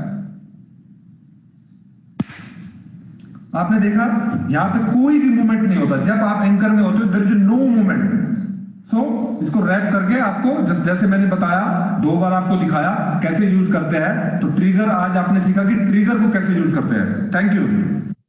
बहुत अच्छे तरीके से बताया आपको कुलदीप जी ने कि कैसे ट्रिगर को यूज करना चाहिए। तो ये सब जो प्रोग्राम है ये आपको लेके आ रहे हैं हमारा जो डिफरेंट अकेडमीज के जो कोचेस, पूर्णिमा मेहतो टाटा अकेडमी से, सतदेव जी साई सोनीपत से, आपके गंगाधर साहब हैं जो जुड़े हैं NS कोलकाता से, MP स्टेट अकेडमी से, रिशपाल जी, लोकेश जी जुड़े हैं यमुना स्पोर्ट्स कॉम्प्लेक्स से, रुपेश का दिल्ली से, आपके रंजीत चामले साहब आचार्य अकेडमी पुणे से, आपके ब्रिजेश जुड़े हुए हैं, और साथ ही में कुलदीप जैसा आपको बताया उन्होंने कटरा से जुड़े हुए हैं, सुरेंद्र जी पटियाला से जुड़े हैं, टिटमत शर्मा जुड़े हुए हैं, और हमारे एक्सपर्ट जो है हिमानी, गायत्री, डॉक्टर जी, डॉक्टर संदीप, प्रकाश राम, सोनल और आपके नीलेश जी जो आर्मी स्पोर्ट्स इंस्टीट्यूट से है। तो ये पूरी टीम कोशिश कर रही है कि आपको सब चीज बताने का, जो ओलंपियड से मिलाने का, और आज एक हस्ती से मिलाने जा रहे हैं जो कि है राहुल बनर्जी। राहुल बनर्जी हमारे साथ जुड़ चुके हैं। ये एक परिवार है, ये शायद एकमात्र परिवार होगा बंगाल का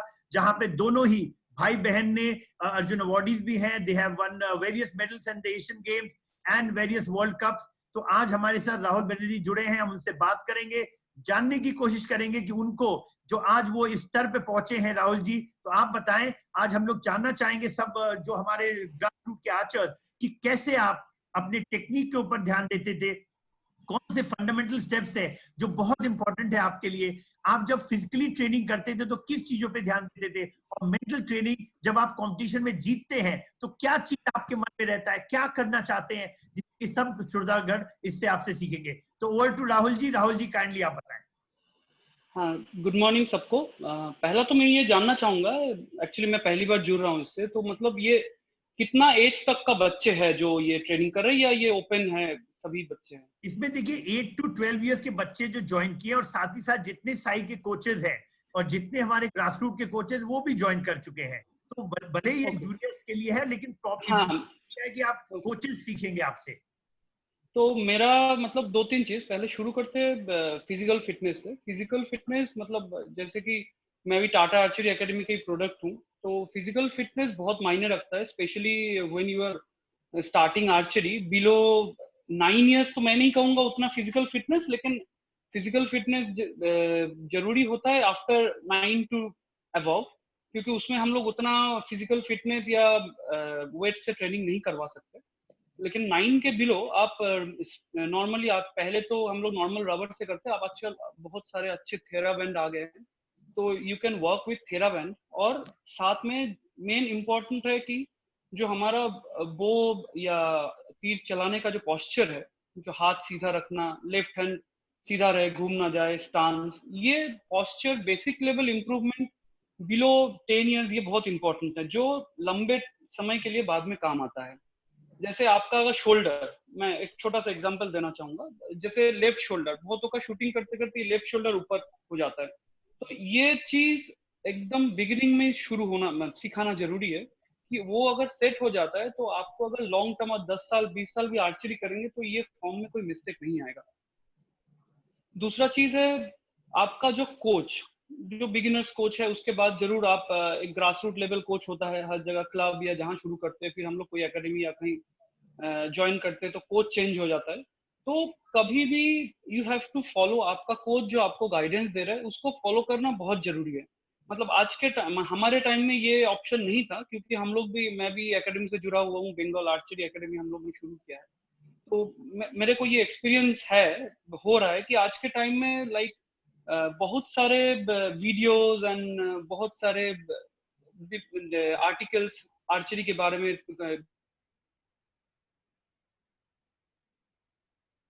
करवा रहे हैं, तो उस तरीके को फॉलो करना बहुत जरूरी है। क्योंकि आप अगर दूसरा वीडियो दूसरा देख के फिर फॉर्म चेंज करेंगे, कि आर्चरी इज एकदम शुरू में, archery is a repetition of your form. आप अगर बहुत सारे यूरोपियन आर्चर, आजकल तो बहुत चेंज हो गया, पहले हमारे टाइम में बहुत सारे यूरोपियन आर्चर जिनका shooting form was not that good, मैं नहीं कहूंगा खराब, बट हम लोग जिस तरीके से फॉलो करते हैं इंडिया या कोरियन जो स्टाइल है, तो उससे बहुत ही अलग था उनका शूटिंग। जैसे मैं कुछ आर्चर यहीं शूटिंग रिलीज कर देता है, जो हमारे यहाँ शूटिंग करने से एरो छूट के आ रहा है, फॉरवर्ड रिलीज हो रहा है, लेकिन they are doing the same thing बार बार। तो आर्चरी मोस्ट इम्पोर्टेंट, आपको फॉर्म सही होना चाहिए और सेम चीज बार होना बहुत जरूरी है। तो पहला चीज मैं जो भी बिगिनर्स आर्चर या जो भी ग्रास रूट लेवल कोच है, मैं वही कहूंगा, आप जो भी आर्चर या कोचेस को ट्रेनिंग दे रहे हैं, एक चीज को फॉलो करना चाहिए। और सबसे इम्पोर्टेंट है कि आर्चरी इज अ गेम, सब मतलब पर्सन टू पर्सन वेरी करता है। मेरा स्ट्रक्चर अलग है, हमारा ग्रुप का जयंत का स्ट्रक्चर अलग है, तरुण, मंगल, दीपिका, बोम, दोला, सबका स्ट्रक्चर और शूटिंग फॉर्म अलग है। तो आपको उस तरीके से सोचना जरूरी है कि आप किस तरीके से किस प्लेयर को क्या फॉर्म सिखाएंगे। किसी का उंगली थोड़ा छोटा होता है, किसी का आर्म थोड़ा छोटा होता है, किसी का हाइट लंबा है, पावर कम है, तो you have to plan accordingly. ये बहुत इंपॉर्टेंट है, मैं ये कोच के लिए बोल रहा हूँ, नॉट फॉर प्लेयर्स। तो दिस इज वेरी इंपॉर्टेंट। और बात है मेंटल ट्रेनिंग का, तो बिगिनर्स मतलब जो शुरू है उनको मेंटल, मतलब हमें तो मेंटल ट्रेनिंग के बारे में पता नहीं था, जस्ट मेडिटेशन और इमेजिन ट्रेनिंग, इससे बेहतर और कुछ भी नहीं है व्हेन यू स्टार्ट आर्चरी। क्योंकि आप अगर एक चीज को बार बार रिपीट करते रहेंगे इन योर माइंड, तो वो ऑटोमेटिक आपका शूटिंग फॉर्म ऑटोमेटिक, जब आप ग्राउंड में रहेंगे प्रैक्टिस, देन हमारा सबसे मेन टारगेट होना चाहिए, हम जो प्रैक्टिस में स्कोर करते हैं, प्रैक्टिस में जो फॉर्म चलाते हैं, टूर्नामेंट में भी वही उसी तरीके से उसी फॉर्म में हम लोग शूटिंग करें। तो इसको फॉलो करने के लिए you need to do mental training. Mental training is a vast thing. तो बहुत शॉर्ट में मैं कहना चाहूंगा, आप इमेजिन ट्रेनिंग कीजिए। आपका कोच जो सिखा रहा है, आप जो सोच रहे हैं कि जो शूटिंग करके आपका एरो सही जगह लग रहा है, पीला में लग रहा है, तो वो फॉर्म को आप दिमाग में बैठाना बहुत जरूरी है। मतलब एक छोटा सा एग्जांपल, जैसे हम लोग जब गाड़ी चलाना सीखते हैं, जो गाड़ी चलाते हैं उनको पता है, जो गाड़ी चलाना सीखते हैं तो हम लोग एक्सीलेटर और क्लच में पैर में बैलेंस नहीं कर पाते। हम लोग we have to be very focus, एकदम स्टेबल आगे देखना पड़ता है। एक हाथ लेफ्ट हैंड छोड़ने के लिए भी 2 बार सोचना पड़ता है जब हम लोग गियर लगाते हैं। लेकिन एक ही चीज हम लोग जब करते करते करते करते बाद में हम लोग बगल में किसी से बात करते करते भी we can drive a car. किसी से बात कर रहे, कुछ देख रहे, लेकिन वी कैन ड्राइव। मेरा पैर, मेरा हाथ ऑटोमेटिक, जब गियर चेंज करना है, पैर एक्सीलेटर देना है या ब्रेक मारना है, ऑटोमेटिक हो जाता है। Archery is a simply same thing. तो आप अगर सेम चीज बार बार रिपीटेशन करेंगे, इसीलिए हमारे कोच या आपका कोच जो भी है, सब बोलते हैं कि you have to shoot more and more arrows. आप अगर गलत फॉर्म भी more and more arrows shoot कर रहे हैं ना, तो वो उस फॉर्म भी आपको सेट हो जाएगा। तो कोच का ये मतलब काम है कि स्पेशली जो यंग आर्चर है, तो उसको बहुत बारीकी फॉलो करना।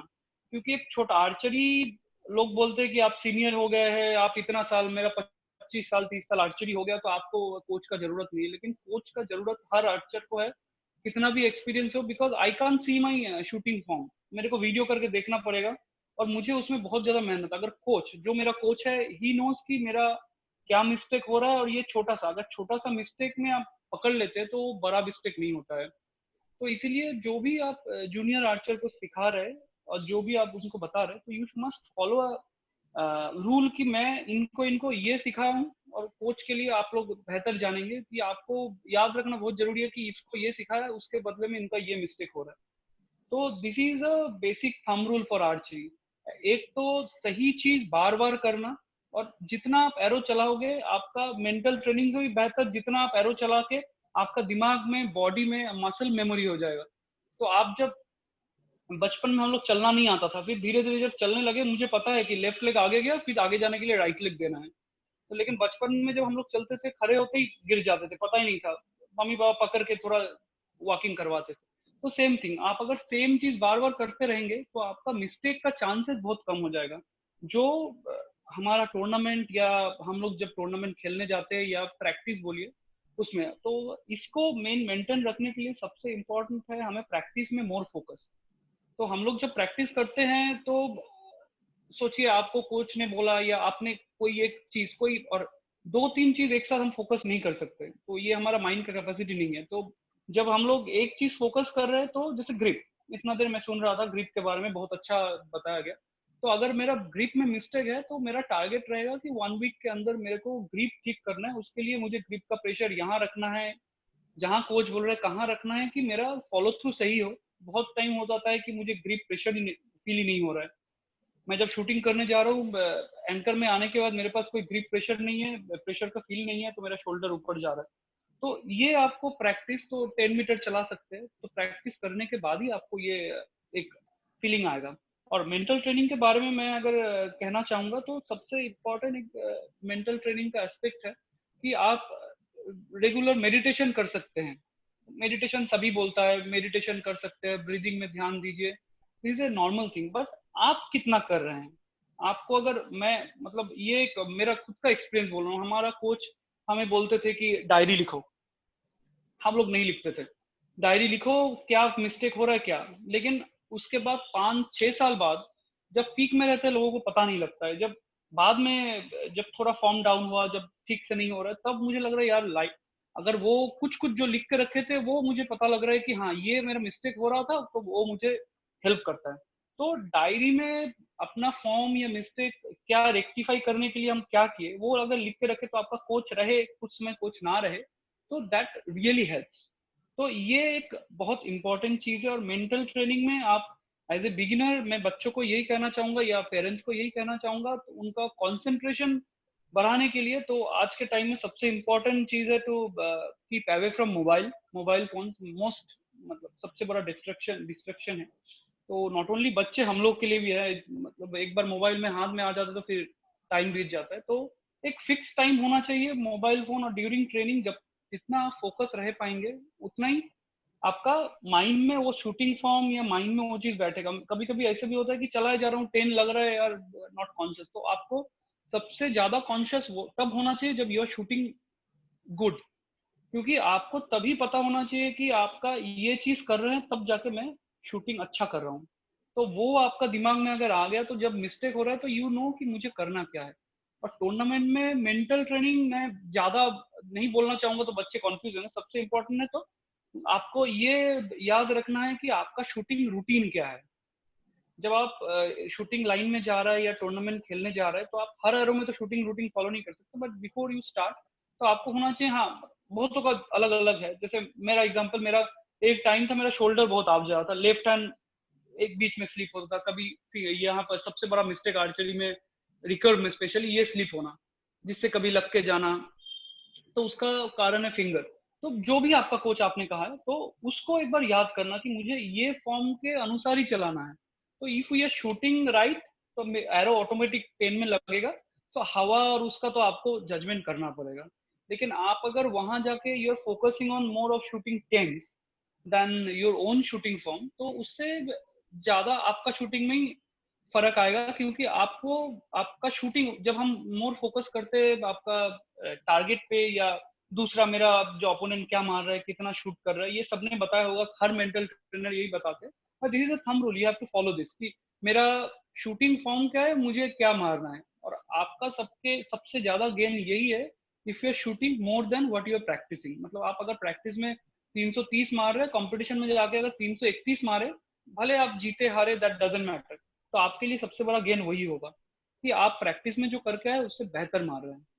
तो मेरे लिए तो मेंटल ट्रेनिंग और फिटनेस ट्रेनिंग का सबसे बड़ा मंत्र यही है। और सबसे इम्पोर्टेंट है आर्चरी में, स्पेशली बच्चों के लिए, कि बो ड्रॉ करना। इंडियन राउंड में तो ये पॉसिबल नहीं है, कंपाउंड में भी पॉसिबल नहीं है, बट आप बो के साथ जितना खेलेंगे, बो जितना आपका कंट्रोल में रहेगा, उतना ही आपका इन फ्यूचर क्या आपका जल्दी, क्योंकि बच्चों को अभी जैसे जैसे जैसे वी मस्ट स्टार्ट विद 20 पाउंडेज बो, अगर रिकर्व चला रहा है एकदम बिगिनर्स बो, तो उनका जब इम्प्रूव होते रहता है धीरे धीरे धीरे धीरे, तो आपको उस तरीके से 2-2 पाउंडेज 4-4 पाउंडेज ये कब होगा, जब वो बो ड्रॉ करेगा, उनका 20 में बो कंट्रोल आ गया, देन यू शिफ्ट टू 24 में बो कंट्रोल आ गया, शिफ्ट टू 26।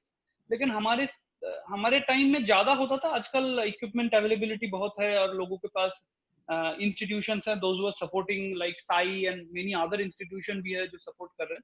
तो हमारे पास अगर एम्पल अमाउंट ऑफ इक्विपमेंट है तो we must follow a rule कि इस बच्चे को इतना पावर है तो उनको, तो एक बार में हम लोग अगर सोचते हैं कि ये अच्छा किया जूनियर में, मैं इमीडिएटली उसको 40 पाउंडेज दे देता हूँ, then they will shoot much better, तो उससे इमीडिएट तो अच्छा हो जाएगा, लेकिन कुछ दिन में उनको फॉर्म में प्रॉब्लम आ जाएगा, जो लॉन्ग टर्म के लिए प्रॉब्लम है। एक बड़ा अच्छा एग्जांपल मैं छोटा जल्दी बोल दूंगा।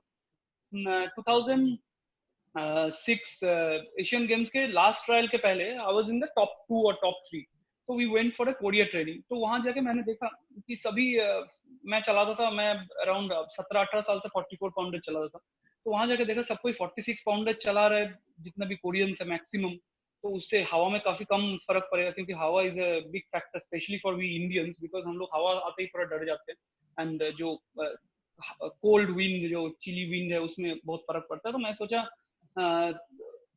पाउंडेज चेंज कर लेता हूँ। तो पाउंडेज वहाँ कोरिया में इज अवेलेबल इक्विपमेंट, तो I just change the poundage to 46। तो इमीडिएटली वो कंट्रोल भी था, तो शूट करने लगा तो बहुत अच्छा ग्रुपिंग आने लगा, तो बहुत अच्छा होने लगा। मेरा कोच बोला एक बार तुम सोच लो कर सकते हो कि नहीं करते हो। हाँ सर, ये तो बहुत ईजी है, 46 पाउंडेज में अच्छा ग्रुपिंग भी आ रहा है और विंड में भी काफी अच्छा हेल्प हो रहा है।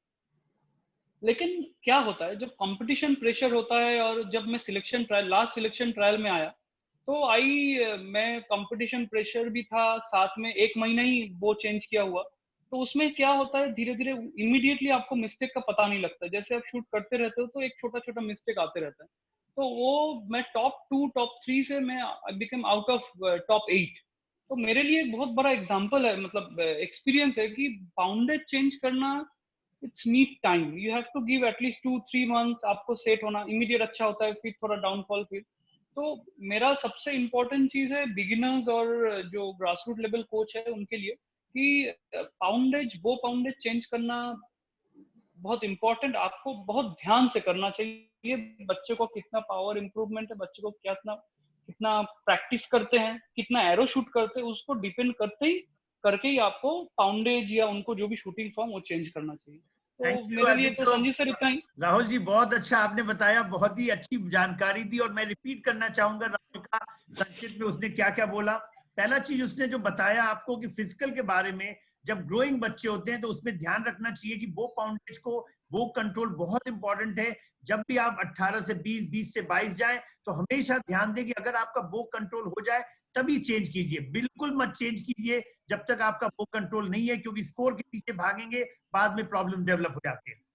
सेकंड चीज जो उन्होंने बहुत अच्छी बात की कि archery makes the man perfect. देखिए प्रैक्टिस मेक्स द चैंपियन। तो जितना ज्यादा आप प्रैक्टिस करेंगे, और उन्होंने बहुत अच्छा चीज बोला कि archery the game of repetition. You learn to shoot a 10, you continue to shooting a 10। तो वो चीज को रेपिटेशन से, अगर गलती से भी होगा तो भी आप मास्टर करके, जैसे ड्राइविंग स्किल के बारे में बताया, वो आप दोबारा कर सकते हैं। आपका वो सेमी कॉन्शियस माइंड, जब हम बात करते हैं, क्यों हम प्रैक्टिस बोलते हैं ज्यादा करने को, क्योंकि प्रैक्टिस करते करते वो आपके सेमी कॉन्शियस माइंड में ट्रेन हो जाता है आपका। तब वो एक जस्ट लाइक अ सॉफ्टवेयर जो आपका रिकॉर्डिंग करते हैं, इस तरह से माइंड में रिकॉर्डिंग हो जाती है। तो आप जब परफॉर्म करते हैं तो आप देखेंगे कि सेम चीज आप रिपीट कर पाते हैं। तो वो बताया उन्होंने कि प्रैक्टिस जरूर कीजिए, practice makes the man perfect. तो practice has to be good. Similar practice, even with the wrong technique, you can shoot a good score, but then that you will not be able to last for long. So that is the thing.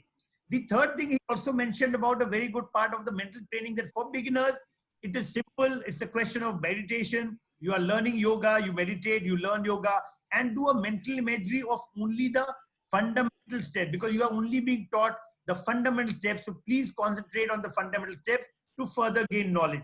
The other thing he also mentioned about was the very important part is about the social exposure, because in today's world, every child is getting a mobile. We as a father and mother, we just hand over a mobile to your child. But please understand that when you are growing, when you are looking at the planning stage for a competition, you need to make a plan when to use the mobile, because mobile is a distraction. We should go to Facebook, we should go to Twitter, if we win, we should have a fan follower, but it's important that should not detract you, because a wrong message in the social media can detract you completely of the thing for the championship. So please do not use it prior to championship, or especially before going off to sleep. So that also he mentioned, and therefore he also mentioned that we have to be very, very careful in selecting the poundage of the bow. So please do consider physical fitness is important, mental training is important, and coaching may, you always respect your coaches. You know, coaches you'll be having, just like a school, you have a primary teacher, middle level, and a high school, then you go to a PhD. So in archery also, you're going to face a similar problem. You'll have a grassroots teacher, a PTI teacher, moving on to a district level coach, a state level coach, a national level coach. They will teach you fundamentally. There may be different ways of teaching, but the fundamental steps do not change. But yes, it is very important to understand and learn from the coaches. So please respect your coaches, learn from them, because they are there to ensure that you succeed. So if you succeed, they will succeed. So it's important that all of us learn from them. इसी शब्दों के साथ मैं धन्यवाद देना चाहूंगा राहुल बनर्जी का, वो हमारे साथ जुड़े, उन्होंने बहुत अच्छी अच्छी बातें बताई। वो एक ऐसे परिवार को बिलोंग करते हैं जहां पे डोला भाई बहन दोनों ही देश के लिए बहुत नाम कमाया, देश के लिए मेडल कमाया। तो अब हम जुड़ते हैं सतदेव प्रसाद से। Satdev ji, thank you so much, thank you everyone, thank you Rahul. Great initiative by SAI and archery association of India. ये बहुत दिन से मैं बोल रहा था, ये बहुत जरूरी भी था, मतलब लोगों को सही जानकारी, मतलब इससे क्या एक अच्छा चीज होगा कि पूरा इंडिया में एक बेसिक ट्रेनिंग का एक सेम रूटीन सबको मिलेगा, सो दैट जो नेशनल कैंप में आते हैं या कुछ भी कोई जब नेशनल कैंप ज्वाइन करते हैं तो it will be easier for the coaches to follow the same routine. तो ये बहुत अच्छा इनिशिएटिव है and congratulation to AI and SAI एंड आप लोग। इट्स लकी कि हमारे टाइम में ये नहीं था। सो गेट मोर इन्फॉर्मेशन और अच्छा कीजिए देश के लिए। Thank you so much Rahul, बहुत अच्छा लगा। Thank you ma'am, thank you. हाँ, बहुत अच्छा लगा, बहुत टाइम के बाद आपसे मुलाकात हुई और हम लोग इकट्ठे थे जब हम चाइना गए थे वर्ल्ड कंपटीशन के लिए, तो राहुल की परफॉर्मेंस मैंने वहाँ देखी थी। तो आज बहुत अच्छा लगा आप यहाँ आए। बहुत अच्छा इनिशिएटिव है मैम। जी जी जी जी, and thank you very much for sparing time for us. एकदम I am always with archery. हम लोग आज जिस जगह है ओनली बिकॉज ऑफ आर्चरी, नहीं तो we are nowhere. So anytime we need any help, just let us know. So let me know. I'll be always be. Okay, thank you. We are always with your presence today. Thank you very much. Thank you Rahul. I think so very rightly said Lalita madam. और जो साई, एक आपके पास Olympian से जुड़ने की बात, Asian medallist से जुड़ने की बात, टॉप के कोचेस से जुड़ने के बाद, डिफरेंट एक्सीलेंस अकेडमी से आप सीख रहे हैं, ये बहुत बड़ी चीज है और बहुत लकी है। जैसे राहुल ने बोला, आप सब बहुत लकी है। हमारे समय नहीं था, हम लोग को बहुत मेहनत करना पड़ता था सीखने के लिए। आज साई के बदौलत, एआई के बदौलत वो नॉलेज आपको बताया जा रहा है, जिनको हमें 5 साल 10 साल लग गए, वो आज आपको प्लेटफॉर्म पे दिया जा रहा है। ये बहुत लकी है आप लोग। प्लीज इस चीज को मत भूलिए, ये बहुत प्रोग्राम को सीखिए। ये जो पीपीटीज हैं, वीडियोज हैं, जो हमारे एक्सपर्ट जो आपको जोड़ रहे हैं, उनसे आप सीखेंगे, आप बहुत अच्छे चैंपियन बनेंगे। अब सतदेव जी, आप काइंडली बताएं कौन कौन से क्वेश्चन आए और मेरे एक्सपर्ट पैनल आपको आंसर करेंगे। सतदेव जी म्यूटेड हैं आप, काइंडली अनम्यूट करें।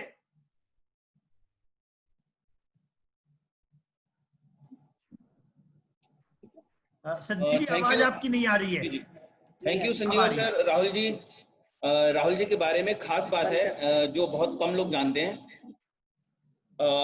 2012 ओलंपिक से पहले इंडिया टीम क्वालिफाई करने गई थी टर्की खेलने के लिए। तो एयरपोर्ट अथॉरिटी की मिस्टेक की वजह से राहुल जी का वो समय से नहीं उनको मिल पाया, तो उन्होंने जैन तालुकदार का वो इस्तेमाल किया और जैन तालुकदार का वो इस्तेमाल किया, एरो इस्तेमाल किया और इंडिया के लिए ओलंपिक के लिए बर्थ हासिल किया। तो इनका मेंटल लेवल, कॉन्फिडेंस लेवल बहुत हाई है और ये हमारे लिए एक एग्जाम्पल है कि हम इनके जैसे बने। अगर हम सोचिए हम किसी की गाड़ी ले लें, किसी का जूता पहन लें, किसी का कोई भी चीज इस्तेमाल करें तो हम बड़ा अनकंफर्टेबल फील करते हैं, और उन्होंने जयंत का एरो चला करके इंडिया के लिए बर्थ हासिल किया। मैं जस्ट छोटा सा बोल रहा हूँ, मतलब मेरा हालत ये हुआ था एक्चुअली। जयंत का वो था, यूएस टीम का एक प्लेयर का एरो था, स्पेनिश टीम का एक प्लेयर का आर्मगार्ड, फिंगर टिप नया, और एक मुझे सीबुआ से एक मुझे क्विबर गिफ्ट किया था। तो इस तरीके से क्वालिफाई करना पड़ा था, बट विद गॉड ग्रेस हम लोग बहुत अच्छा शूट किए थे and we won silver medal, always qualify for the Olympics. Thank you Sattu भैया। Wonderful Rahul, I think so keep doing well. Thank you again.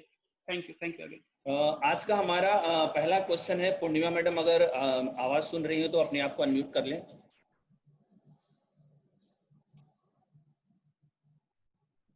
Purnima madam अगर सुन रही हो तो अनम्यूट कर लें। हाँ, पूर्णिमा जी आ गई हैं। पहला क्वेश्चन है कि टारगेट पैनिक को कैसे ठीक करें। हाँ, थैंक यू क्वेश्चन किए। तो और आज मैं बताना चाहूंगी, राहुल जो बताया वो बहुत अच्छा बात बताया कि आप पाउंडेज कैसे अपने आप को कैसे चेंज करें, पाउंडेज कैसे कंट्रोल करें।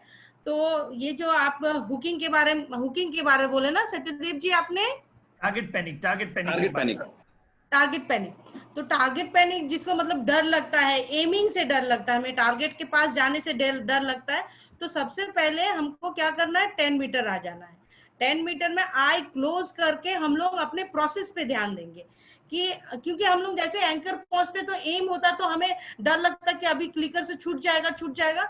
ये ध्यान हटाने के लिए आप अगर प्रोसेस पे ध्यान देंगे, जो आप क्या कर रहे हैं, एंकर के बाद आपको क्या प्रोसेस करना है वो ध्यान देंगे, तो ये एक आंख बंद करके करेंगे। उसके बाद जब आप डिस्टेंस जाएंगे तो बहुत कम डिस्टेंस में एक जैसे एक आप 10 मीटर में टारगेट लगाए और एक 30 मीटर में लगाए, तो 10 मीटर में भी फेस लगाइए और 30 मीटर में भी फेस लगाइए। लेकिन आपका जो एम रहेगा 30 मीटर का टारगेट का, सॉरी जो साइटर के आप साइट करेंगे, साइटर का एम एडजस्ट 30 मीटर में कीजिए और शूट कीजिए, तो आपको इजी लगेगा बहुत। ये धीरे धीरे आपको करना है। फिर जैसे डिस्टेंस जाएंगे तो 50 मीटर रखिए आप एक टारगेट और 70 मीटर में एक टारगेट रखिए, और आप टारगेट में जब एम लेंगे 50 मीटर में एम लेंगे, लेकिन आपका साइट रहेगा 70 मीटर का, तो धीरे धीरे ये जाएगा। पहले आपको लेकिन 10 मीटर में आके आपको पहले प्रोसेस को समझना है कि आप एंकर जैसे ड्रॉ कर रहे हैं, एंकर कर रहे हैं, एंकर के बाद आप क्या क्या प्रोसेस में ध्यान करेंगे। आपको क्लिक में ध्यान जा रहा है, एम में ध्यान जा रहा, तो आप इसको उसको कन्वर्ट करके अपने प्रोसेस में, जैसे हम एंकर के बाद क्या करते हैं, एम लेते हैं तो उसके बाद एक्सपेंड करते हैं, एक्सपेंड के बाद हम लोग सारा पावर जैसे पीछे करते हैं उसको फील कीजिए। देखिए आपको धीरे धीरे एकदम चला जाएगा टारगेट पे। बहुत अच्छा बात बोला पूर्णिमा। उन्होंने एक चीज ऐड हम करना चाहेंगे सभी दर्शकों के बारे में, कोचेस के लिए। पूर्णिमा ने एक बहुत जो चीज बोला वो है फीलिंग की। देखिए आरसी का गेम फीलिंग का गेम है, और फीलिंग कैसे सीखते हैं, अगर आप जाएंगे टॉप अकेडमी में, उन लोग रात में भी लाइट्स लगाते हैं और हम लोग बच्चों को ले जाते थे, आंख बंद करके शूटिंग कराते थे, फीलिंग कराते थे। क्योंकि जब तक आप फील नहीं करेंगे शॉट को, और फीलिंग कभी धोखा नहीं देता, हमेशा याद रखिए फ्रेंड्स। जब आप डायरी राइटिंग की बात किया, जैसे राहुल ने बोला, डायरी राइटिंग में जब आप फीलिंग लिखेंगे कि जब आप एंकर पे आते हैं आपका बैक मसल्स कैसे फील करता है, कैसे टाइट करते हैं, अगर आपका फोकस उस पर रहेगा तो जैसा पूर्णिमा ने बोला आप कभी भी गलती नहीं करेंगे। फीलिंग आप पे आप चले जाएंगे तो आप हमेशा चैंपियन बनेंगे, और कभी भी ये टारगेट पैनिक से कभी या कोई भी प्रॉब्लम आपको नहीं आएगा। तो फीलिंग को कंजर्व कीजिए, लिखिए डायरी में, जैसे गायत्री ने बोला, राहुल ने बोला, पूर्णिमा ने बोला। सदेव जी नेक्स्ट क्वेश्चन। दूसरा क्वेश्चन है कि हुकिंग अगर डीप हो तो उसको आगे की तरफ लाने के लिए जो करेक्ट पोजीशन होती है उसके लिए क्या प्रोसेस है, उसके बारे में थोड़ा बताएं। देखिए हाँ, आपका हुक तो बहुत डीप है, तो आपको आगे अगर आप सेम जैसे आप सेम पाउंडेज में अगर इसको चेंज करना चाहेंगे तो एकदम नहीं होगा, क्योंकि आपको स्टिफ हो जाएगा। तो आपको पहले 10 मीटर जाना है और एकदम लो पाउंडेज लेना है जो आप एकदम कंट्रोल कर पाए। सपोज आप 40 चला रहे हैं तो आपको करीब करीब 32 या 32 में आ जाना है। आके आप 10 मीटर में पहले उसका प्रैक्टिस कीजिए, ड्रॉ प्रैक्टिस कीजिए। जैसे आपको हुक इतना डीप है तो आप किस तरह से खोलेंगे तो आपको इजी रहेगा, उस तरह से स्ट्रिंग में लगाइए और पहले एंकर कीजिए। आपके पास मिरर है तो मिरर के पास में एंकर कीजिए, आपका लाइन ठीक हो रहा है या नहीं, आपके पास जो कोच है वो देख रहे हैं या नहीं कि कितना, मतलब जैसे डीप हुक करते तो एकदम मुट्ठी एकदम बंद हुआ दिखता है। और आप अगर थोड़ा सा जैसे लाइन के उस दिन हम बताया कि आपको लाइन के एकदम थोड़ा सा इस जगह में नीचे में रखना है, तो आप जैसे करेंगे तो आपका देखिए कैसे खुला हुआ रहेगा। फिर आप उसी फील को करते हुए सिर्फ एंकर कीजिएगा, एंकर करके फील कीजिए, फिर उतारिए। मतलब आप सिर्फ कोई शूटिंग करना नहीं है, आप कीजिए, वो जब फील आ जाएगा तब आपको 10 मीटर मारना, वही कम पाउंडेज में मारना है। धीरे धीरे ये करते करते ये आएगा। आप अगर हायर पाउंडेज में करना चाहेंगे या फिर अपना जो पाउंडेज यूज कर रहे हैं करना चाहेंगे, नहीं कर पाएंगे, वो स्टीफ हो जाएगा, क्योंकि जैसे सामने आएगा ना फिंगर स्टीफ हो जाएगा। तो इसलिए आपको पहले कम पाउंडेज में करना है, उसके बाद धीरे धीरे आपको पाउंडेज बढ़ाना है। Thank you madam. अभी मेरा क्वेश्चन है श्री कुलदीप जी से, अगर आवाज सुन रहे हो तो अपने आप को अनम्यूट कर लें। Yes, sir. आपके लिए क्वेश्चन है कि शॉर्ट ट्रेनर क्या है, उसके बारे में थोड़ा डिटेल बताएं। यस, बहुत अच्छा क्वेश्चन है। शॉर्ट ट्रेनर एक्चुअली में जैसे कि अभी लॉकडाउन भी चल रहा है, और एक मैं कल वाला क्वेश्चन एक रिपीट करूंगा। जैसे कि कल एक क्वेश्चन आया था कि एक लड़का है जो 25 ईयर्स ओल्ड है और उनकी जो ड्यूटी है डे नाइट है। तो मतलब जो ऐसे लोग हैं जो आरसी से जुड़ना चाहते हैं, जो मतलब एंगेज है और उनको टाइम नहीं है, तो शॉर्ट ट्रेनर उनके लिए बहुत हेल्पफुल है। तो शॉर्ट ट्रेनर हम कब और कहाँ और कैसे यूज कर सकते हैं मैं आपको आज बताऊंगा, और इसका एक वीडियो भी दिखाया है, मतलब 2-3 बार वीडियो दिखाया है। आप उस वीडियो के माध्यम से भी सीख सकते हैं। तो शॉर्ट ट्रेनर एक ऐसा है कि आप उसको राइट मतलब जहाँ पे हम आर्म गार्ड से ऊपर एल्बो में आपको यहाँ पे एल्बो में आपको फिट करना होता है और उसको आपके जो स्ट्रिंग है, रिकव स्ट्रिंग है, उसके अंदर टाई करना होता है और फिंगर टैप से आप उसको मतलब खींचना है और उसको ड्राई शॉट हम कर सकते हैं, विदाउट एरो उसको आप शूट कर सकते हैं। और ये आपका बैक मसल, आपका नेक रिलैक्स, मतलब सबके लिए हेल्प करता है। ये बहुत ही अच्छा टूल है और ये फिजिकली जो कोच है यूएसए के जो हेड कोच है, ये उनका टूल है और उन्होंने हमें सिखाया था और आज हमने उसको वीडियो के माध्यम से भी आप लोगों तक पहुंचाने की कोशिश की है। Thank you. एक दूसरा क्वेश्चन है कि अगर फेवी बॉन्ड खत्म हो जाए, बहुत इजीली पॉसिबल है, ये हो सकता है कि फेवी बॉन्ड अगर खत्म हो जाए और नोकिंग पॉइंट बनाना हो तो क्या बिना किसी ग्लू के भी नोकिंग पॉइंट बनाया जा सकता है? हाँ यस सर, बहुत अच्छा क्वेश्चन है ये। एक्चुअली में अगर समझो हमारे पास में फेवी बॉन्ड नहीं है और या डेंड्राइट नहीं है, मतलब ऐसी बहुत सारी ग्लू होती है हम यूज कर सकते हैं नोकिंग पॉइंट बनाने के लिए। लेकिन मैं दोस्तों यहाँ पे बता देना चाहता हूँ आपको, अगर हम जो कपड़ा सीलते हैं, एक थ्रेड होता है, उससे अगर नोकिंग पॉइंट बनाते हैं तो हमें ग्लू का इस्तेमाल करना होगा क्योंकि वो फिक्स नहीं होगा। अगर समझो कि हमारे पास में वो थ्रेड भी नहीं है तो हम जो सर्विंग थ्रेड होता है हमारा, एक आजकल एक स्पेशली एक थ्रेड आया है नोकिंग पॉइंट के लिए।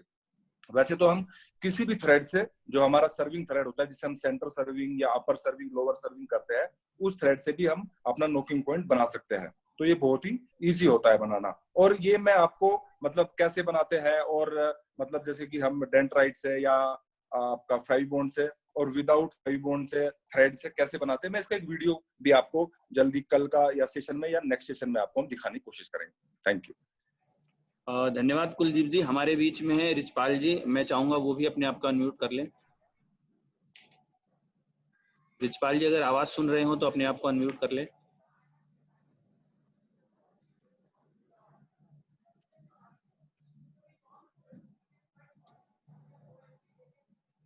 जी हाँ, रिचपाल जी एक आवाज नहीं सुनाई पड़ी रिचपाल जी को। अनम्यूट कीजिए। अनम्यूट कर ले रिचपाल जी, आप अनम्यूट कीजिए अपने आप को। सर मैंने, हाँ हो गया। ओके जी। क्वेश्चन ये है कि ट्रेपीजियस मसल्स, एक क्वेश्चन आया है कि ट्रेपीजियस मसल्स की क्या एक्सरसाइज ज्यादा करनी चाहिए, या अगर ट्रेपीजियस मसल्स को हम ज्यादा बड़ा कर लें तो क्या आर्चरी के लिए हेल्पफुल होगा? इसके बारे में थोड़ा बताएं। Okay, thank you. ऐसा है, ट्रेपीजियस मसल के ही सिर्फ वर्क करने से, जैसा जब हम आर्चरी करते हैं, ड्रॉ करते हैं, तो उसमें कई मसल्स का इस्तेमाल होता है, जैसे डेल्टॉइड मसल हो गया, क्या कहते हैं रेम्बॉइड मसल्स हैं, ऐसे डिफरेंट रोटेटर कफ मसल है। तो सारे मसल्स का वर्क है, ऐसा पर्टिकुलर आप एक ट्रेपीजियस मसल पे वर्क नहीं कर सकते हैं। आपको सबको बराबर उतना ही वर्कआउट करके स्ट्रेंथिंग करके आपने शूटिंग करनी है। ऐसा नहीं है जैसे जनरली अगर हम कहें कि हम डेली रूटीन लाइफ में सिर्फ दूध पिएंगे और खाना नहीं खाएंगे, ऐसा नहीं पॉसिबल है। आपको सब चीजों पे प्रॉपर वर्क करके आर्चरी करनी है। एक दूसरा जनरल क्वेश्चन है कि रिकर्व और कंपाउंड बो कितने कितने का आधा है, उसके बारे में थोड़ा बताएं कि बिगिनर्स और ग्रास रूट लेवल और इंटरमीडिएट लेवल और हाई लेवल पे उसके रेट्स अप्रोक्स क्या होते होंगे, उसके बारे में थोड़ा बताएं। जी, जैसे कि हम चलते दोनों रिकर्व और कंपाउंड बेसिक लेवल से हम स्टार्ट करेंगे। एवरेज आपको 40 to 50,000 में पूरा सेट कंप्लीट मिल जाएगा, जो कि एक डीलर्स जैसे इंडिया में है। उसके आप मिडिल उसमें जाएंगे तो around 2 lakhs, around 2 to 2.5 lakhs के अराउंड आपका सेकेंड मीडियम में बो मिल जाएंगे रिकर्व कंपाउंड। और जैसे एलीट बिल्कुल आपने टॉप क्लास जैसे बोज का इस्तेमाल करना है तो अराउंड अप्रोक्स आपको 3 lakhs के आसपास का आपका कॉस्ट रहेगा। इसमें जस्ट लोगों को बता दें कि हमारे भारतीय तीरंदाजी संघ ने इंडियन राउंड शुरू किया है, इसीलिए क्योंकि शुरू में क्योंकि वो कॉस्टली होते हैं, तो आप इंडियन राउंड का इस्तेमाल करें। जब आप बेसिक टेक्निक सीख जाएं तब आप जाएंगे जो बोझ पे, वो 20,000 के जो बोझ होते हैं वो आपके 20 पाउंड के, 22 पाउंड के, 24 पाउंड के, आप उस पे स्टार्ट कीजिए। जब उसमें आप परफेक्शन हासिल कीजिए तभी आप 50,000 पे जाइए और फिर 1 लाख पे। तो आप प्रोग्रेशन में जाइए, एक साथ नहीं खरीदने की जरूरत है। पहले जब तक टेक्निक आपके स्कोर बढ़ जाए, शॉर्ट पे आप एक लोअर अच्छे टेक्निक के भी वो से आप परफॉर्म कर सकते हैं। संदीप जी। धन्यवाद सभी को एक बार फिर से हमारे पैनल के लिए। पैनल में हमारे थी पूर्णिमा महतो द्रोणाचार्यवार जी, रिचपाल सिंह नेशनल कोच और कुलदीप वेदवान पैरा कोच। मैं सबका बहुत बहुत धन्यवाद करता हूँ इस प्रोग्राम में आने के लिए।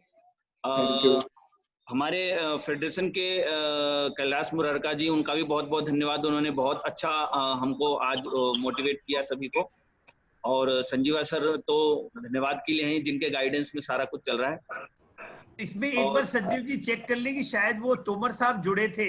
अगर तोमर साहब हैं तो वो कुछ बात करना चाहते थे, हमारे उपाध्यक्ष है भारतीय तीरंदाजी संघ के। नहीं सर, नहीं है वो। तो अगर वो होंगे, सुन रहे हैं। स्टार्टिंग में आए थे सर, लेकिन अभी नहीं है। अभी नहीं है, अच्छा कोई बात नहीं। तो इन्हीं शब्दों के साथ आप सभी का धन्यवाद देते हैं। कल फिर मिलेंगे 10th मॉड्यूल से, 10th मंथ के मॉड्यूल से।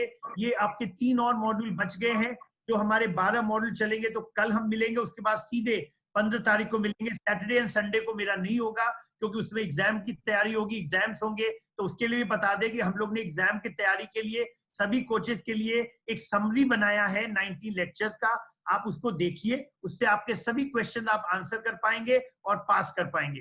तो मैं उम्मीद करता हूं जिसको नहीं मिला है, जो समरी हम लोग ने 19 लेक्चर की बनाए हैं, वो आपको हमें मेल कर दे sanjeevasingh@tatarealty.in, या हमारे मोबाइल पे आप 9004368097 पे आप भेज दें। हम आपको दोबारा आपको समरी शीट्स उपलब्ध करा देंगे, जो एग्जाम के पहले 10 स्लाइड्स हैं। अगर आप पढ़ सकते हैं तो आपको समरी पता चलेगी और आराम से आप एग्जाम को पास कर पाएंगे।